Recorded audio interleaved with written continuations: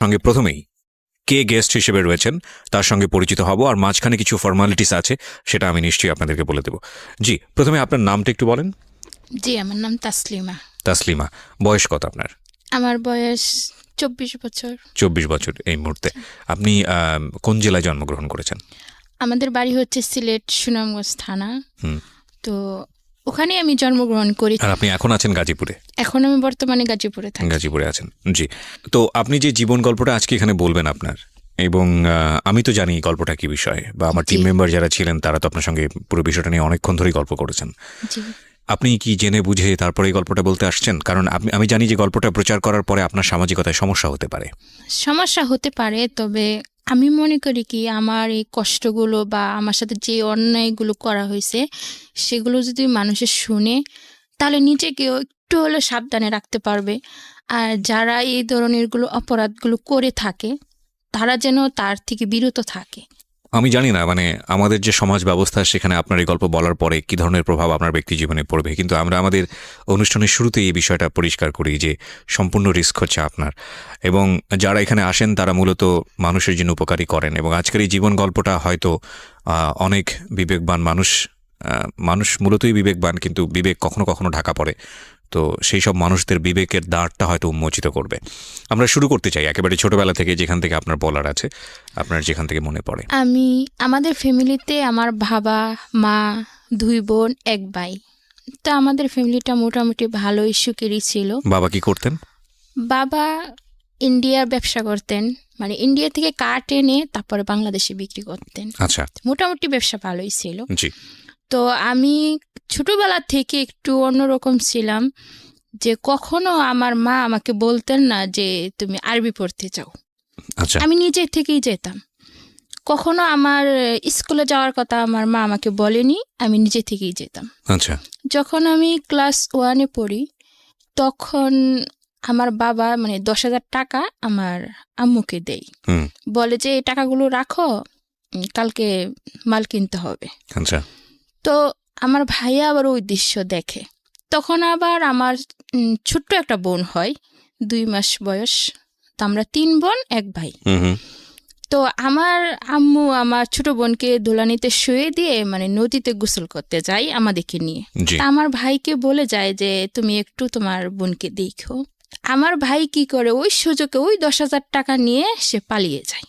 কোথায় যাই সে কেউ বলতে পারে না। আমার আম্মু অনেক কাঁদে, তাকে অনেক খুঁজে, কিন্তু কোথাও তাকে পাওয়া যায়নি। তো আমার বাবা একটু অন্যরকম ছিলেন, কারণ মেয়েদের পড়াশোনা করা বা ছেলেদের লেখাপড়া করানো এগুলো মানে পছন্দই করতেন না। আমার মা পছন্দ করতেন কিন্তু বাবা পছন্দ করতেন না।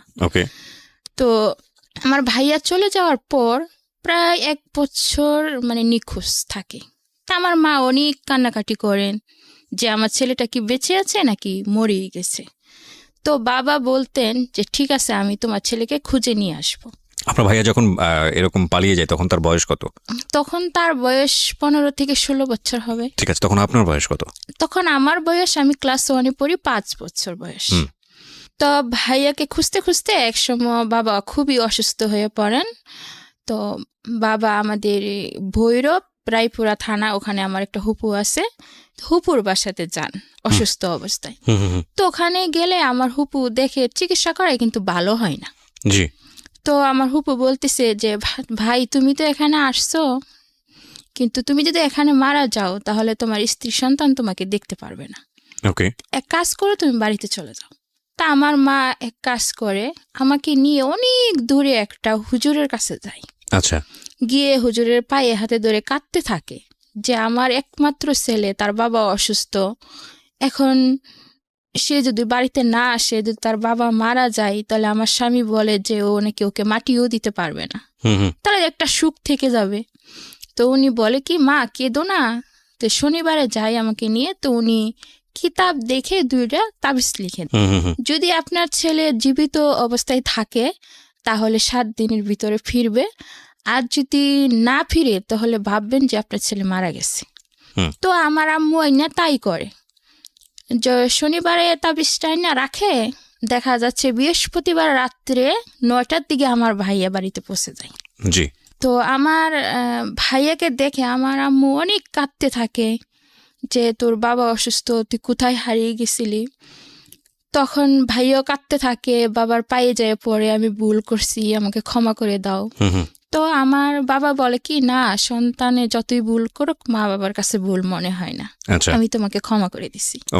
তো আমার ভাইয়া আসার পরে 21 দিন পরে কি আমার বাবা মারা গেছে। তো আমার অনেক কষ্ট লাগে যে অল্প বয়সে, এত ছোট্ট বয়সে আমার বাবাকে আমরা হারিয়ে ফেললাম। তো এমনিতে অভাবের সংসার বেশি একটা উন্নত ছিল না। আমার ভাই আমার মা দুজনে রুজি করে, একটু জমি ছিল, এগুলা কিছু বিক্রি করছে, আর কিছু বাড়িটা ছিল, ওরকম করে আমাদের দেখা যায় 5 পর্যন্ত পড়ানোর মোটামুটি আমার মা আমাদের নিয়ে চলতেছে। ঠিক ওই অবস্থা আমার 5-এর পরীক্ষা শেষ। তো আমার ভাইয়া চট্টগ্রামে থাকতো, ওখানে থেকে কাজ করতো। ওখানে আবার আমার বাবা আমার মাকে বিয়ে করার আগে আরেকটা বিয়ে করছিল। উনার ওই মানে আমার বড় আম্মু মারা গেছে। তো ওনার আবার একটি মেয়ে আছে, উনিও আবার চট্টগ্রামে থাকে, ওনার ওখানেই বিয়ে হয়। আমাকে নিয়ে আমার ভাই ওখানে যায় বেড়ানোর জন্য। তা আমি বেড়াতে যাই, আপার বোনের বাসায় থাকি। তো বোনের একটা দেওর আছে, মানে উনি মাঝে মাঝে আসতেন। তখন আমার বয়স মনে করেন 10 বছর বয়স। কিরকম জানি খারাপ নজরে তাকাইতেন আমার দিকে। তো আমার কাছে খুবই যন্ত্রণা মানে মনে হইতো যে ওই লোকটা এরকম কেন, এইভাবে তাকাচ্ছে কেন আমার দিকে। এক পর্যায়ে ও কি করে, আমার হাতে ধরে টেনে ধরে আমাকে। তা আমি কোনো রকমের ছুঁইটা পালাইয়া যাই। তো আমি ভাইয়াকে বলি, ভাইয়া আমার না এখানে থাকতে ভালো লাগে না, আমি বাড়িতে চলে যাব, আমি এখানে থাকবো না। তো ভাইয়া আবার 2-3 মাস পরে আমাকে সিলেট নিয়ে আসে, বাড়িতে চলে আসি। আসার পরে আমি আমার মামার ক্ষেত আছে, মানে আলু করে, অনেক কিছু চাষ করে ওরা, ওদের ওখানে যাই মানে আলু তোলার জন্য। তো মামা বলে কি যে না, তোরা আলু তুলবি না, তোদের আলু তোলার কোনো প্রয়োজন নেই, তোর মা ভালো না। তো এই কথাটা বলার পরে আমার অনেক খারাপ লাগে যে আমার মা ভালো না, কি করছে আমার মা, কাকে প্রশ্ন করব। একদিন মা বড়ই পারতে বড়ই গাছের তলায় যায় আর কি, অনেকটা দূরে। মানে মাকে কিভাবে প্রশ্ন করব, আর একাকে কোথাও আমি মাকে পাচ্ছি না যে এই প্রশ্নটা আমি করব। তো ওখানে যাওয়ার পরে আমি আমার আম্মুকে বলি যে মা, ওরা কি বলে এসব, লোকেরা বলে তুমি নাকি ভালো না, কি করছো মা তুমি? কই আমি তো কিছু করি নাই। তারপরে আমি মনে করেন সপ্তাহখানিক থাকার পরে আমি বুঝতে পারি এবং কি জানতে পারি যে আমাদের প্রতিবেশী একজন, মানে আমাদের সম্পর্কের দুঃসম্পর্কের মামা হয়, তার সাথে আমার মায়ের বিয়ে হয়ে যায়। তো আমার ভাইয়া আসছে, আমার ভাইয়া বাজারে ঘাটে যায়, সেও শুনে তার কাছে খুবই খারাপ লাগে, সম্মানে বাঁধে।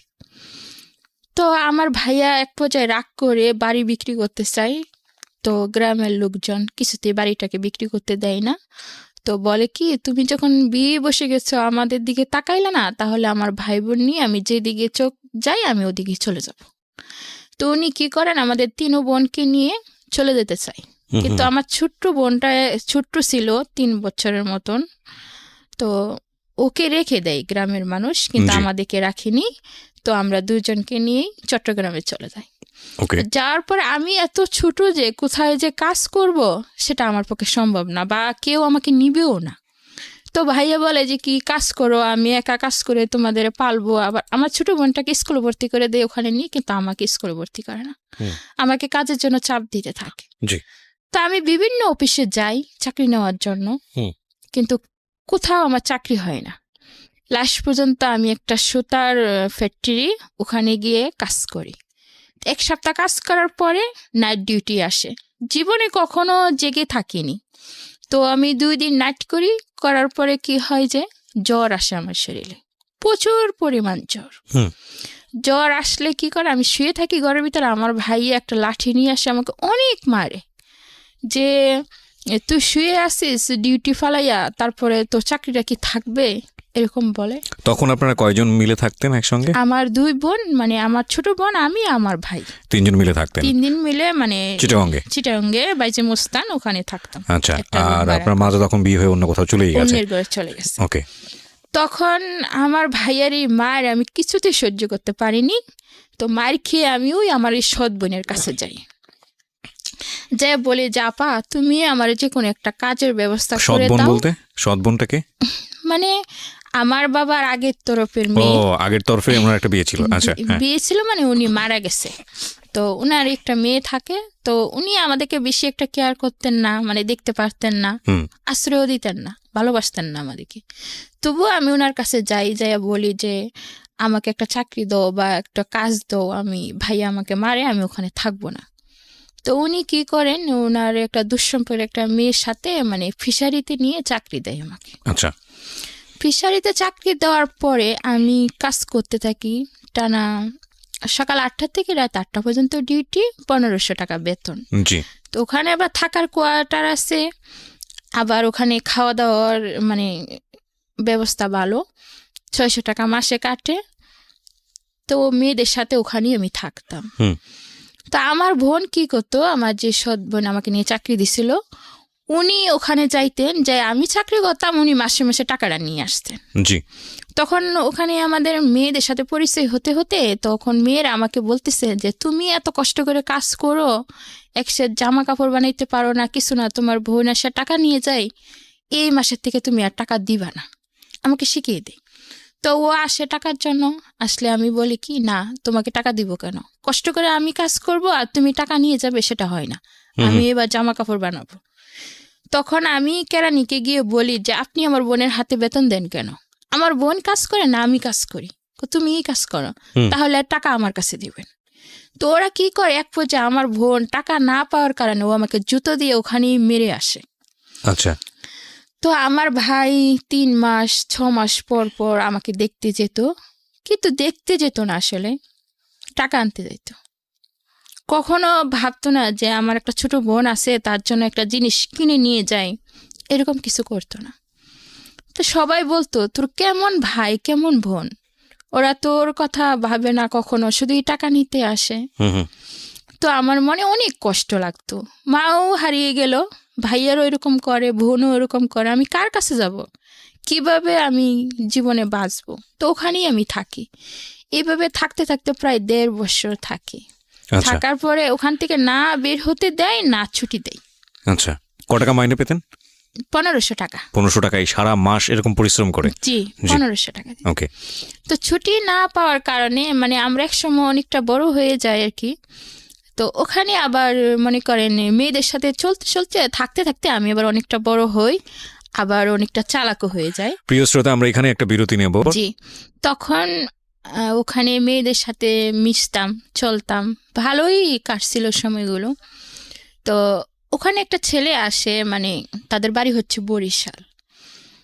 তো ও আসার পরে না অনেক দেখতে শুনতে খুবই ভালো ছিল, স্মার্ট ছিল, তো সবাই ওকে পছন্দ করত। তো সবাই কথা বলতো, কিন্তু আমি তার সাথে কখনোই কথা বলতাম না। আর আমার একটা সুনাম ছিল ওই অফিসে, যে আমি কথা কম বলতাম এবং ভদ্রতা ছিল বেশি আমার মাঝে। যে ছাড়েরা আসতেন ওখানে, সব ছাড়েরা আমাকে বেশি স্নেহ করতেন এবং ভালোবাসতেন। তো ওর নাম ছিল লিটন, আমার সাথে আরেকটা মেয়ে ছিল, ওর নাম ছিল আকলিমা। তো নিজে নিজে চিঠি লেখে মানে আমাকে বলতেছে যে ওই ছেলেটা আমাকে একটা চিঠি দিছে। তো আমি বলতেছি ওই ছেলেটা তোমাকে চিঠি দিবে, আমি বিশ্বাস করি না। তো ও আমাকে হিট লাগাইতেছে যে আমাকে দিবে না তো কি তোমাকে দিবে, আমাকে হ্যাঁ আমাকে দিবে। ছেলেটার নাম কি ছিল? লিটন। লিটন, ওকে। তো আমি বললাম, ও আমাকে সাথে চ্যালেঞ্জ করতেছে যে 1 সপ্তাহ টাইম, যদি তুই এই চ্যালেঞ্জে জিততে পারস তাহলে আমি তোকে 1000 টাকা খাওয়াবো, আর যদি তুই হেরে যাস তাহলে তুই আমাদেরকে 1000 টাকা খাওয়াবি।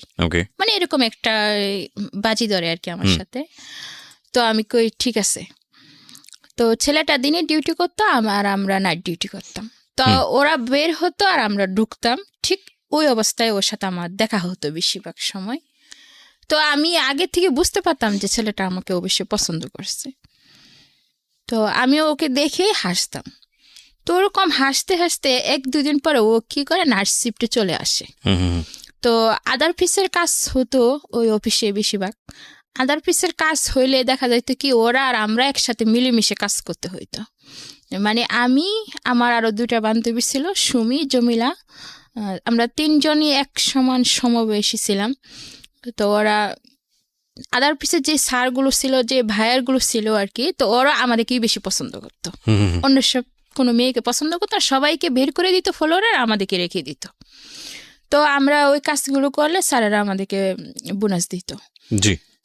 তো এইভাবে ওই ছেলেটা মানে আস্তে আস্তে ওর সাথে আমার কথা হয়। কথা হইতে হইতে একদিন আজানের আগেই কাজ শেষ হয়ে যায়। আচ্ছা। তখন ওর একটা বন্ধু দিয়ে ওই অফিসের মধ্যে, আবার বিদেশি অফিস ছিল, তো অনেক ফুলের বাগান ছিল, দেখতে খুবই সুন্দর ছিল অফিসটা। তো ফুল আইনে আমার সামনে ধরে রাখছে। আমি বলতেছি, কি ব্যাপার, ফুল আসলো কই থেকে? আপনি আমাকে ফুল দিচ্ছেন কেন? আমি তো দেই নেই, একজন তোমাকে ফুলগুলো দিছে। কে দিচ্ছে? লিটন। আমি তখনও 1 সপ্তাহ পূর্ণ হয়নি, 1 সপ্তাহ পূর্ণ হতে 2 দিন বাকি আছে। তো ফুলগুলো দেওয়ার পরে আমি নিছি, মানে আমি তাকে বুঝাইছি যে আমিও তাকে পছন্দ করি। জি।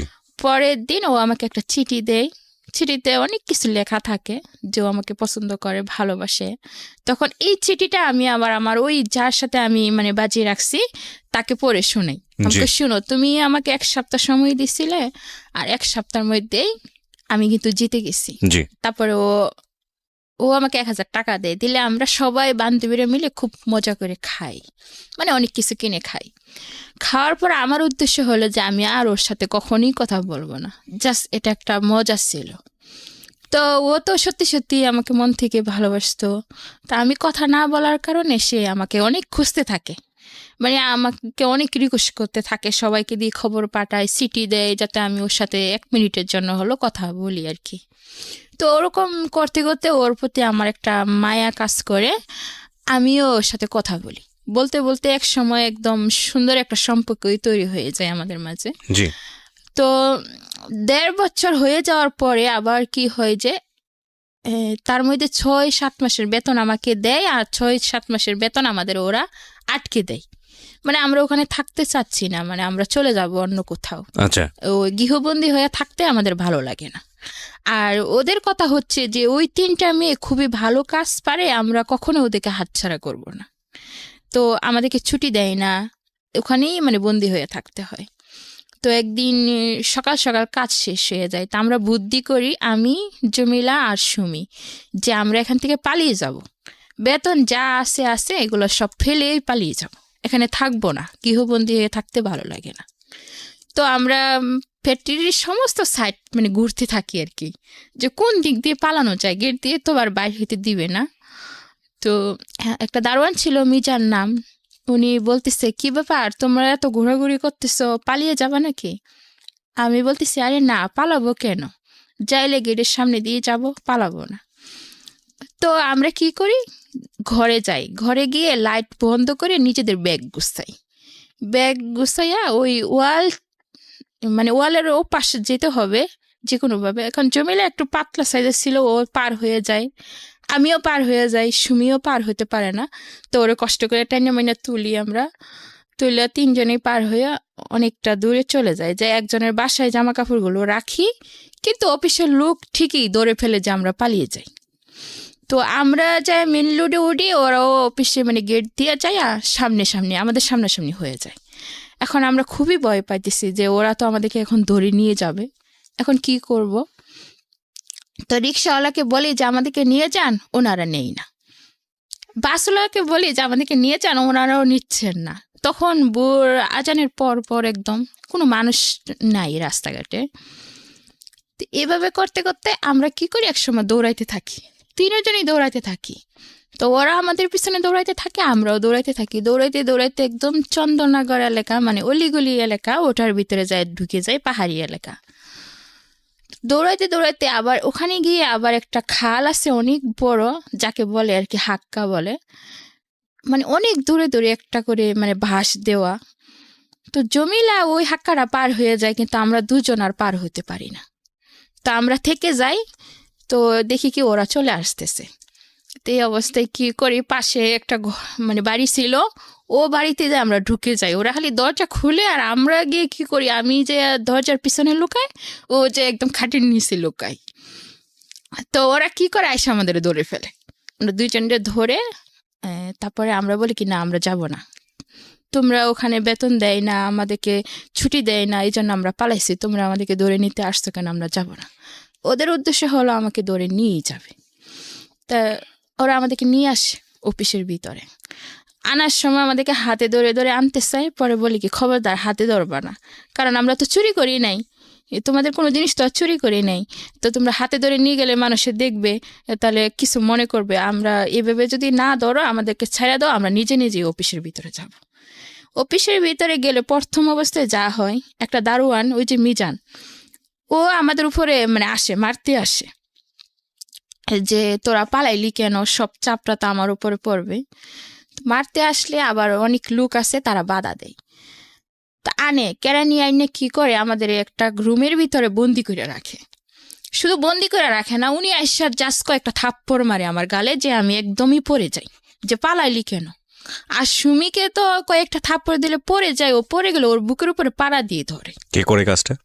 কেরানি, মানে কন্ট্রাক্টদারও আছে, মানে যে কেরানি আমাদের দেখাশোনা করতো, বেতন দিত, উনি এই কাজটা করে। মানে বাসা থেকে কেন পালালি?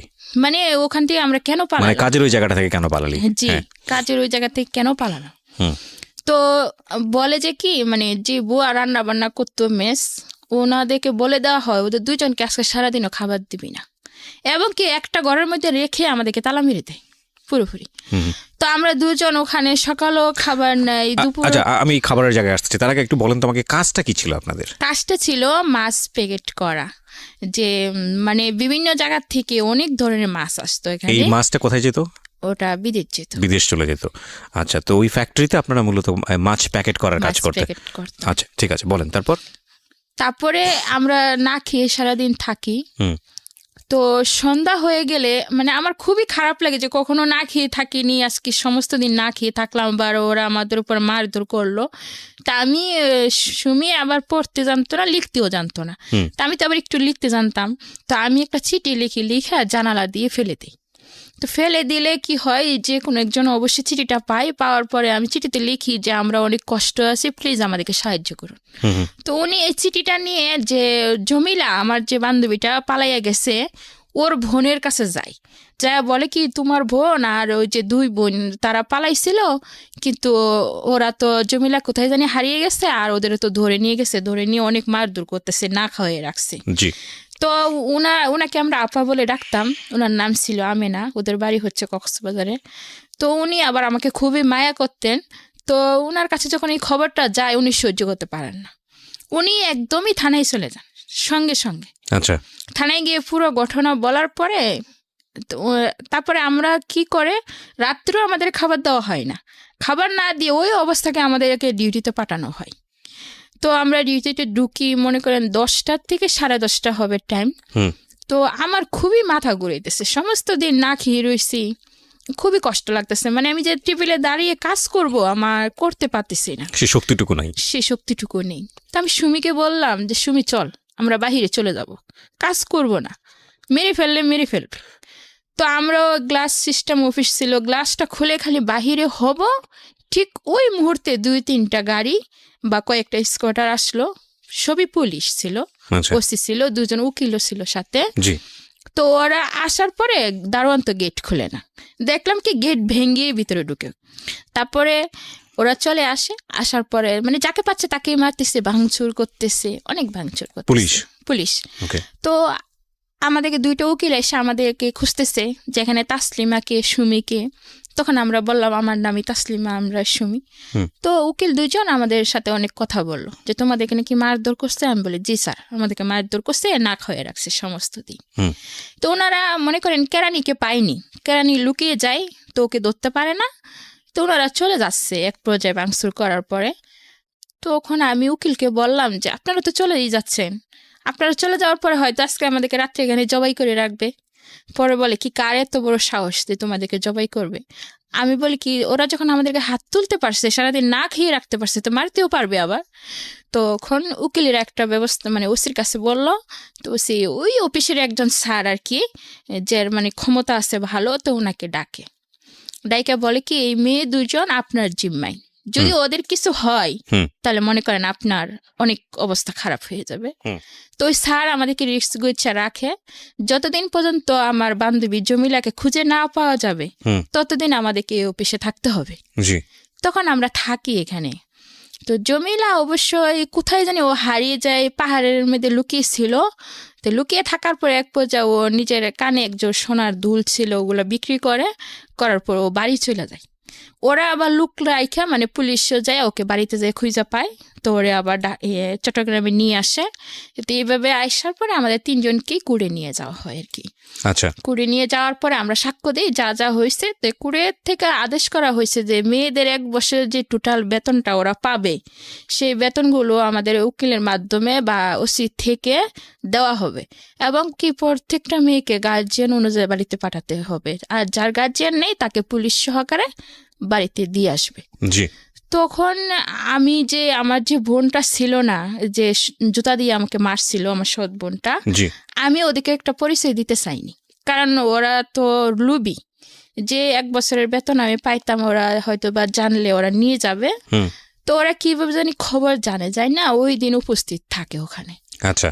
জমিলার বোনের কাছে জমিলাকে হাতে তুলে দেওয়া হয়, আর আমাকে ডাকে স্যারেরা যে আমার দুলাভাই আর ওই যে আপা আসে ওদের সাথে যাওয়ার জন্য। হুম। তখন আমি ওইটা বললাম কি যে ওনারা কারা, ওনারা আমার আপা হয় না।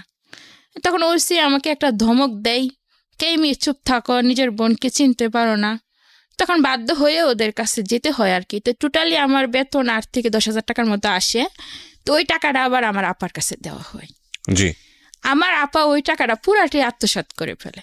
আমি ওকে অনেক রিকোয়েস্ট করি যে আপা আমি তো ওখান থেকে চলে আসছি চাকরি ছেড়ে, আমি কি খাবো কি করব, তো আমারে তুমি 1,000 টাকা হলো দাও। কিন্তু একটা টাকাও সেদিন ও আমাকে দেয়নি, পুরোটাই আত্মসাৎ করে নেয়। আপনার এই সৎ বোন? জি। তখন আমি কয় টাকা পেয়েছিলেন 1 বছর কাজ করে? 10,000 টাকার মতো হবে টোটালি। মাত্র? আজকে মাত্র তো আমার জায়গা থেকে বা যারা শুনছেন তাদের অনেকের জায়গা থেকে, কিন্তু এই 10,000 টাকার জন্য ওকে 1 বছর পরিশ্রম করতে হয়েছে এবং সেই টাকাটাও আত্মসাৎ হয়েছে। গল্প কিন্তু এটা না প্রিয় শ্রোতা, গল্প সামনে। হ্যাঁ বলেন। তারপরে আমি ওখান থেকে মনে করেন মোহাম্মদনগর যেখানে বলে মানে একজনের বাসায় আমি আশ্রয় নিই, তাকে আমি কাকা রাখতাম। উনি আমাকে মেয়ের মতোই স্নেহ করতেন। আচ্ছা। তো উনার বাসায় আমি থাকতাম। থাকার পরে আমি একটা ছোট একটা অফিসে চাকরি নিয়ে নিই, গার্মেন্টসে যেটা বলে, হেল্পারি করতাম। 900 টাকা বেতন, মাত্র 900 টাকা বেতন, মানে ওভার টাইম নিয়ে টোটালি মাসে 1500 টাকা, সেই আগের জায়গার মতোই 1500 টাকা পেতাম। 1,000 টাকা ওদের মানে খাওয়ার খরচ দিতাম, আর 500 টাকা থাকতো মাস শেষ হলে, ওটা দিয়ে আমার যা ভালো লাগতো তাই কিনতাম। তো এভাবে থাকতে থাকি। এক পর্যায়ে আমার ভাই বিয়ে করে। তখন বিয়ে করার পরে চট্টগ্রামে আবার যাই। যাওয়ার পরে আমি যে বাসায় থাকি ওই বাসার থেকে আমাকে নিতে আসলে আমি যাইতে রাজি হই না, কারণ আমি যখন বিপদে ছিলাম তখন তুমি পাশে ছিলে না, তুমি আমাকে মেরে ঘর থেকে বের করে দিছো, আমি এখন তোমার সাথে যাব না। এক পর্যায়ে আমার ভাই বলে কি আপনারা ওরে জায়গা দিচ্ছেন কেন, যদি ওরে ঘর থেকে বের করে না দেন তাহলে আমি আপনাদের নামে মামলা করব। এক পর্যায়ে ওখান থেকে আমার ভাই আমাকে নিয়ে আসে, মানে ওই যে আমি চাকরি করি সেজন্য তাদের লোভে। তো ভাইয়ের এখানে আসার পরে দেখা যায় কি আমাকে সকালে কাজ করতে হয়, বিকালে কাজ করতে হয়, অফিসে কাজ করতে হয়। তো আমার ভাবিও ভালো না, মানে ঠিক মতো বাজার করতো না। তা আমার কাছে অনেকই খারাপ লাগতো আর কি। তো এক পর্যায়ে আমি ওখান থেকে চলে যাই, নিজে নিজে একা একা একটা বাসা নিই। বাসা নেওয়ার পরে ওখানে আমি থাকতাম আর চাকরি করতাম। তো যেই বাসায় আমি থাকতাম ওই বাসাগুলো ছিল টিন সেট, মানে অল্প টাকা ভাড়া ছিল, 700 টাকা। তো যে লোকটা ছিল তার বয়স মনে হয় 40-এর উপরে হবে তখন, আর আমার বয়স হবে 14 বছর। তো একদিন আমি রাত্রের বেলা কি করি, 2টার দিকে প্রস্রাব করার জন্য হয়তো বাথরুমে যাওয়ার জন্য বের হই। তো ওই লোকটা যে তখন মানে আসতেছে তখন আমি খেয়াল করিনি, বা ওর একটা টার্গেট ছিল আমার প্রতি। এখানে একটু থামাচ্ছি আপনাকে। যে লোকটা আপনি যে লোকটা সম্পর্কে বলছেন, এই লোকটা কি হতো বা আশেপাশে কোথায় থাকতো তারপর যদি একটু বলতেন। ওনার বাড়ি এটা, আর ওই ওনার লোকটারই বাড়ি? বাড়িতে আমি ভাড়া থাকতাম। ওনার বাড়িতে আপনি ভাড়া থাকতেন, এবং এই ভাড়া থাকা কি ওনার সঙ্গে যোগাযোগ করে আপনি এই বাড়িতে উঠেছিলেন নাকি কারো মাধ্যমে? ওনার সাথে যোগাযোগ করে না, মানে ওনারা রুম ভাড়া দিচ্ছে আর আমার কাকা আমাকে ওই রুমটা নিয়ে দেয়। আচ্ছা আচ্ছা। যে ঠিক আছে, কাকা মানে কি সম্পর্কের কাকা? সম্পর্কের না, ওই যে বললাম যে আমাকে আশ্রয় দিছিল, ও তাদের বাসায় থাকছিলাম, ওই ঠিক আছে কাকাই আমাকে ঠিক রুমটা আছে। নিয়ে তো যায়। আপনাকে যখন রুমটা নিতে তখন বাড়িওয়ালার সঙ্গে কথা বলেনি যে বাড়িওয়ালার সাথেও কথা বলা হয়েছে, এবং ওনার ওয়াইফ আছে, ওনার একটা মেয়ে আছে, ওনার একটা ছেলে আছে। আমি তাদের নামগুলো বলি। লোকটার নাম হচ্ছে আনুমিয়া, আর ওর একটা মেয়ে ছিল, মেয়েটার নাম ছিল বেবি, এবং ছেলেটার নাম ছিল সাব্বির। ওকে এবং তারা নাসিরাবাদ এলাকা, চট্টগ্রাম শান্তিনগরে তাদের বাড়িটা ছিল আর কি। ওকে বলেন আপনি। হ্যাঁ তো আমি যখন ওদের বাড়িতে ভাড়া থাকতাম, এই অবস্থায় যখন ও আমাকে দেখে ফেলে রাতে 2টা বাজে, তখন সে আমার ঘরে ঢুকে যায়। এক পর্যায়ে আপনি কি আলাদা থাকতেন একাকে একটা রুম একা নিতে? একা এক রুমে থাকতাম। তো আমার ঘরে ঢুকে গেলে আমি আবার বলি যে এত রাতে আপনি আমার ঘরে আসলেন কেন, কি দরকারে আসলেন? তো ও কিছু বলে না, কেমনি আসলাম। তো এক পর্যায়ে ও কি করে, আমার মুখ চাইপা ধরে। তা আমি ওর সাথে অনেক জোরাজোরি করলো, কিন্তু আমি শক্তিতে অবশ্য পারি না। সেই রাতেও সে আমাকে রেপ করে। তো বলে কি চিল্লাচিল্লি করে কোনো লাভ নেই, চিল্লাচিল্লি করলে নিজের মান সম্মানই যাবে, তোমাকে লোকে খারাপ বলবে, আমাকে কিছু বলবে না। তো আমি পরের দিন অফিসে চলে যাই, কিন্তু অনেক কাঁদি, অনেক কাঁদতে থাকি যে এটা কি হলো আমার সাথে, আমি তো কোনো অন্যায় করিনি, তবে ওই লোকটা এত খারাপ কেন? তো আমার একা থাকতে খুবই ভয় লাগতো ওই বাড়িতে, ওই ঘটনার পর থেকে। তো আমার আরেকটা মানে মেয়ে আর কি, তাকে আমি ভাবি ডাকতাম সম্পর্কে। তো ওর কাছে যাই বলি যে ভাবি, ওই বাসায় থাকতে না আমার খুবই খারাপ লাগে, রাত্রে একা একা, ওই লোকটা জানি কেমন, মানে পুরোটা তাকে আর খুলে বলি না। আচ্ছা। তো ও বলে কি ঠিক আছে তুই আমার কাছে থাক। তো আমি বললাম কি তাহলে ভাইয়া কোথায় থাকবে? তো কাজে চলে যাবে, তো তুই আমার কাছেই থাক আজকে রাত্রে। ওর আবার ছোট একটা বাচ্চা হয়, 2-2.5 মাসের। তো আমি ওই বাসায় ওর সাথে ঘুমিয়ে পড়ি। তো ওর স্বামী বলে যে কি আমি আজকে রাত্রে বাসায় আসবো না। ও আমাকে দেখে যায় যে আমি ওর বাসায় আসি বর্তমানে। ও রাতের প্রায় 1টার দিকে চলে আসে। ওর হাজবেন্ড চলে আসলে এক পর্যায়ে আমি তো ঘুমিয়ে থাকি, আর কিছু বলতে পারতেছি না, কারণ সারাদিন কাজ করছি, আমার শরীর খুবই দুর্বল, আমি ঘুমিয়ে পড়ি। আর ওর হাজবেন্ড আসার পরে কি হয় যে ওর ছোট বাচ্চাটাকে কোলে নিয়ে ওর বউ বসে থাকে, আর ওর হাজবেন্ড চাচ্ছে যে আমার এখানে আসবে, আমার কাছে আসবে। আর ওর বউ চাচ্ছে যে কি ছোট্ট একটা মেয়ে বা এমন একটা ইতিম মেয়ে, তুমি ওর কাছে যেও না বা ওকে নষ্ট করো না। মানে ওদের মধ্যে তকাতকি হচ্ছে, বউ বাধা দিচ্ছে আর ও চাচ্ছে যে আমার এখানে আসবে বা আপনি আমার তো কিছু একটা ঘুমিয়েছিলেন করবে। তখন, আপনি এটা জানেন আমি না? তো তখন ঘুমিয়েছিলাম। রাইট। তো এরকম প্রচার করতে করতে ওই যে বউকে 2-3টা থাপ্পড় মারে ওর বউ যখন কাঁদতে থাকে না, ওই কাঁদা শব্দে আমার ঘুম হঠাৎ করে ভেঙে যায়। তো এবং কি কাদার শব্দে আর ওই যে লোকটা আছে না, ওর একটা হাতও আবার আমার কাছে চলে আসে। ও মানে পুরোপুরি আমাকে করার জন্য প্রস্তুতি নিচ্ছে আর কি। তো এই অবস্থা আমার ঘুম ভেঙে যায়। ঘুম ভেঙে গেলে আমি লাইটটা জ্বালিয়ে দিই আর কি, ঘরের যে লাইটটা থাকে জ্বালানোর পরে দেখি এই অবস্থা, ভাবি বসে বসে কাঁদতেছে আর ওই অবস্থা। তো আমি ওদের কিচ্ছু বলি না, তো রাত্রের বেলা না বলে সোজা দরজাটা খুলে বাহিরে চলে যায়। বাহিরে গিয়ে গেটটা খুলে একদম আমার বাসায় চলে যায়। তখন রাতের বাজে 2টা। আপনার বাসার দূরত্ব কতটুকু ছিল ওখান থেকে? দূরত্ব ছিল 5 মিনিট। আচ্ছা, এই রাত 2টার সময় 5 মিনিট হেঁটে আপনি গেলেন? চলে যাই। মানে তখন আমার মাথায় প্রচুর রাগ ছিল যে কি করব না করব কিছু জানি না, কিন্তু আমাকে বাসায় যেতেই হবে। সিনারিটা লক্ষ্য করেন যে একটা মেয়ে যদি ফ্যামিলিতে শেল্টার না পায়, ফ্যামিলিতে যদি তার মাথার উপরে মানে অভিভাবকের মতো কেউ না থাকে, তাহলে একটা মেয়ের জীবন কতটা ভার্নারেবল হয়। এবং এটা আমাদের এই জীবন গল্পে আজকে প্রথম না, আমরা আমাদের এই জীবন গল্পে অনেকবার এটা দেখিয়েছি, ভয়াবহভাবে দেখিয়েছি। আজকে হয়তোবা সেটা আরও এক্সট্রিম লেভেলে যাবে।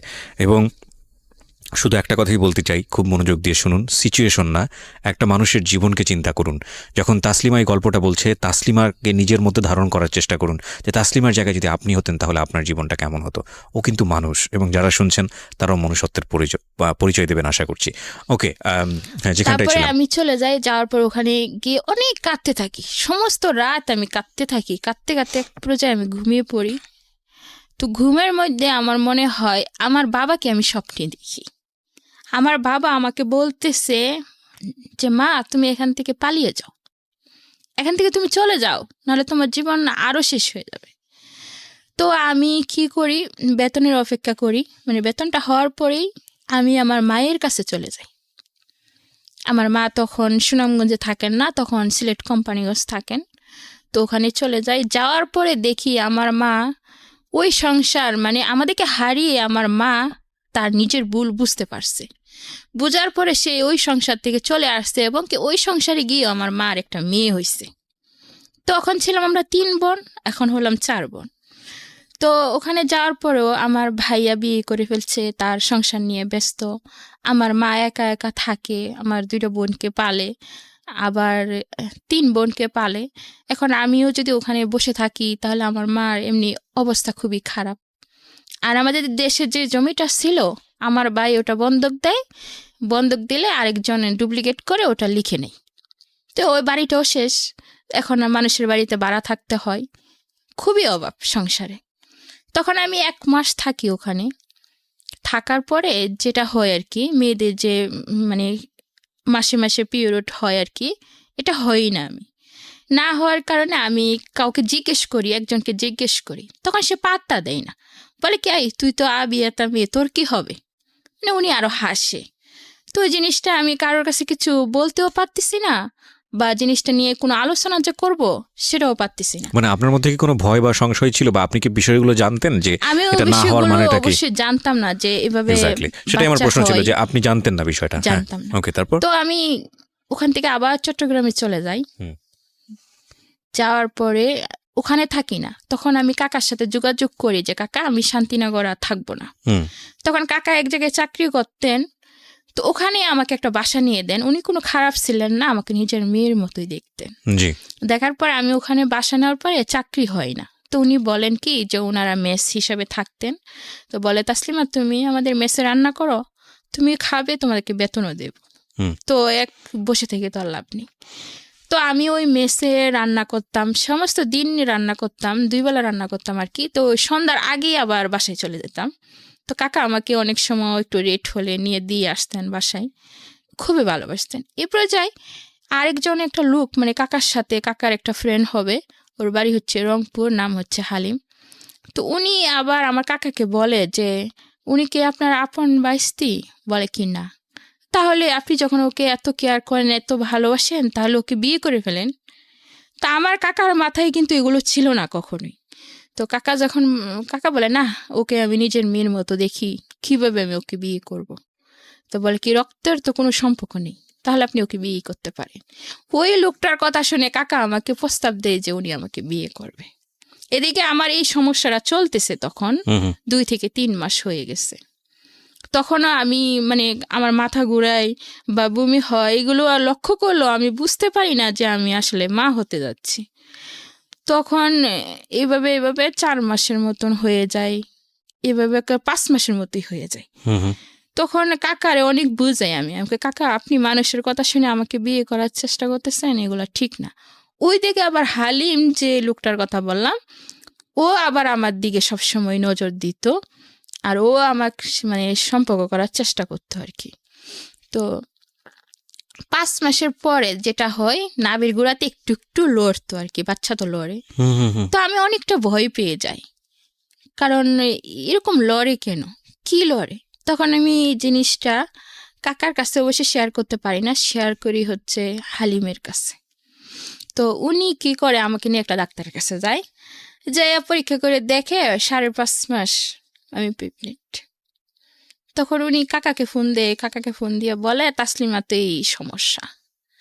কাকা আমাকে জিজ্ঞেস করে যে বাচ্চা এটা কিভাবে হলো বা কার। তখন আমি কিছুই বলতে পারতেছি না, কার কথা বলবো, কি বলবো, মানে ওই কথাগুলো আমি বলতে পারতেছি না যে ওই লোকটা আমার সাথে এইগুলো করছে, মানে সবসময় চুপ করে থাকতাম। থাকার পরে কাকা চট্টগ্রামের ঘটনা এটা, যেখানে আপনি রেপ হয়েছিলেন। আর আপনি আপনার কাকার সাথে যে ঘটনাটা ঘটছে এটা কোথায়, কোন জেলায়? এটা হচ্ছে চট্টগ্রামের কালুরঘাটে। তো আপনার কাকা কি বললে ওই লোকটাকে চিনতো? অবশ্যই চিনতো, কারণ তিনি তো ম্যানেজ করে দিয়েছেন। উনি তো রুম ভাড়া নিয়ে দিয়েছিলেন, উনি চিনতো। আপনি কাকাকে বললেন না কেন? কাকাকে বলিনি কারণ ওনার সাথে আমার বয়সের অনেকটা ডিফারেন্স ছিল। তা আমার মনে হতো কি, যদি আমি ঘটনাটা বলি তাহলে কাকারা আমাকে দেখতে পারবে না, আমাকে খারাপ মনে করবে, আর হচ্ছে ওনার সাথে হয়তো আমাকে বিয়ে দিয়ে দিবে, বা এগুলো নিয়ে আলোচনা হলে সামাজিকভাবে আমি অনেক লাঞ্ছিত হব, মানে ওরকম কিছু ভাবতাম। কিন্তু আমি যে কত বড় লাঞ্ছিত হতে যাচ্ছি সেগুলো আপনার মাথায় ছিল না? আমার মাথায় ছিল। কত সালের ঘটনা এটা? এটা হচ্ছে 2007 সাল। আমি কাকার যখন না বলি তখন কাকা সন্দেহ করে যে ওই হালিমের সাথে হয়তো বা আমার কোনো সম্পর্ক আছে। তো হালিমকে বলে যে তুমি ওকে বিয়ে করবা। তো এক পর্যায়ে ওকে বাধ্য করায় যে আমার সাথে মানে আমাকে বিয়ে করার জন্য। তো আসলে তো ও জড়িত না এগুলোর মাঝে।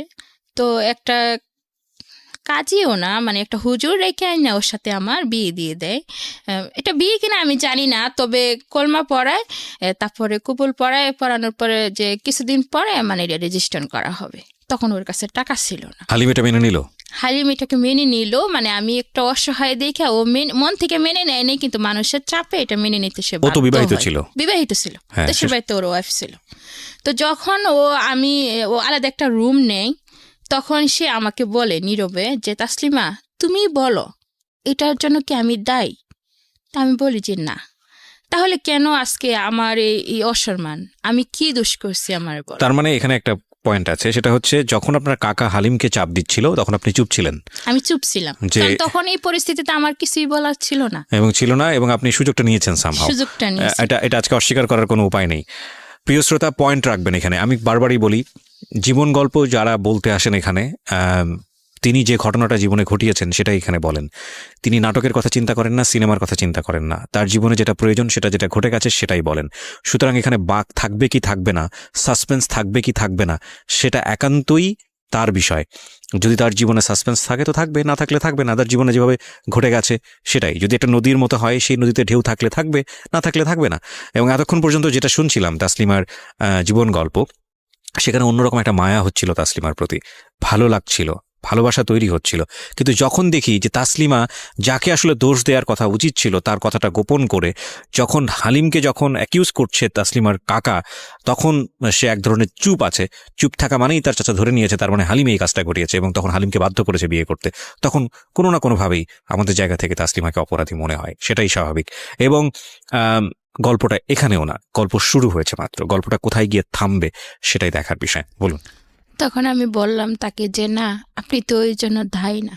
তো উনি আমাকে জিজ্ঞেস করলো যে কেন তাহলে এগুলো করলে, আমাকে কেন ফাঁসালে। রাইট।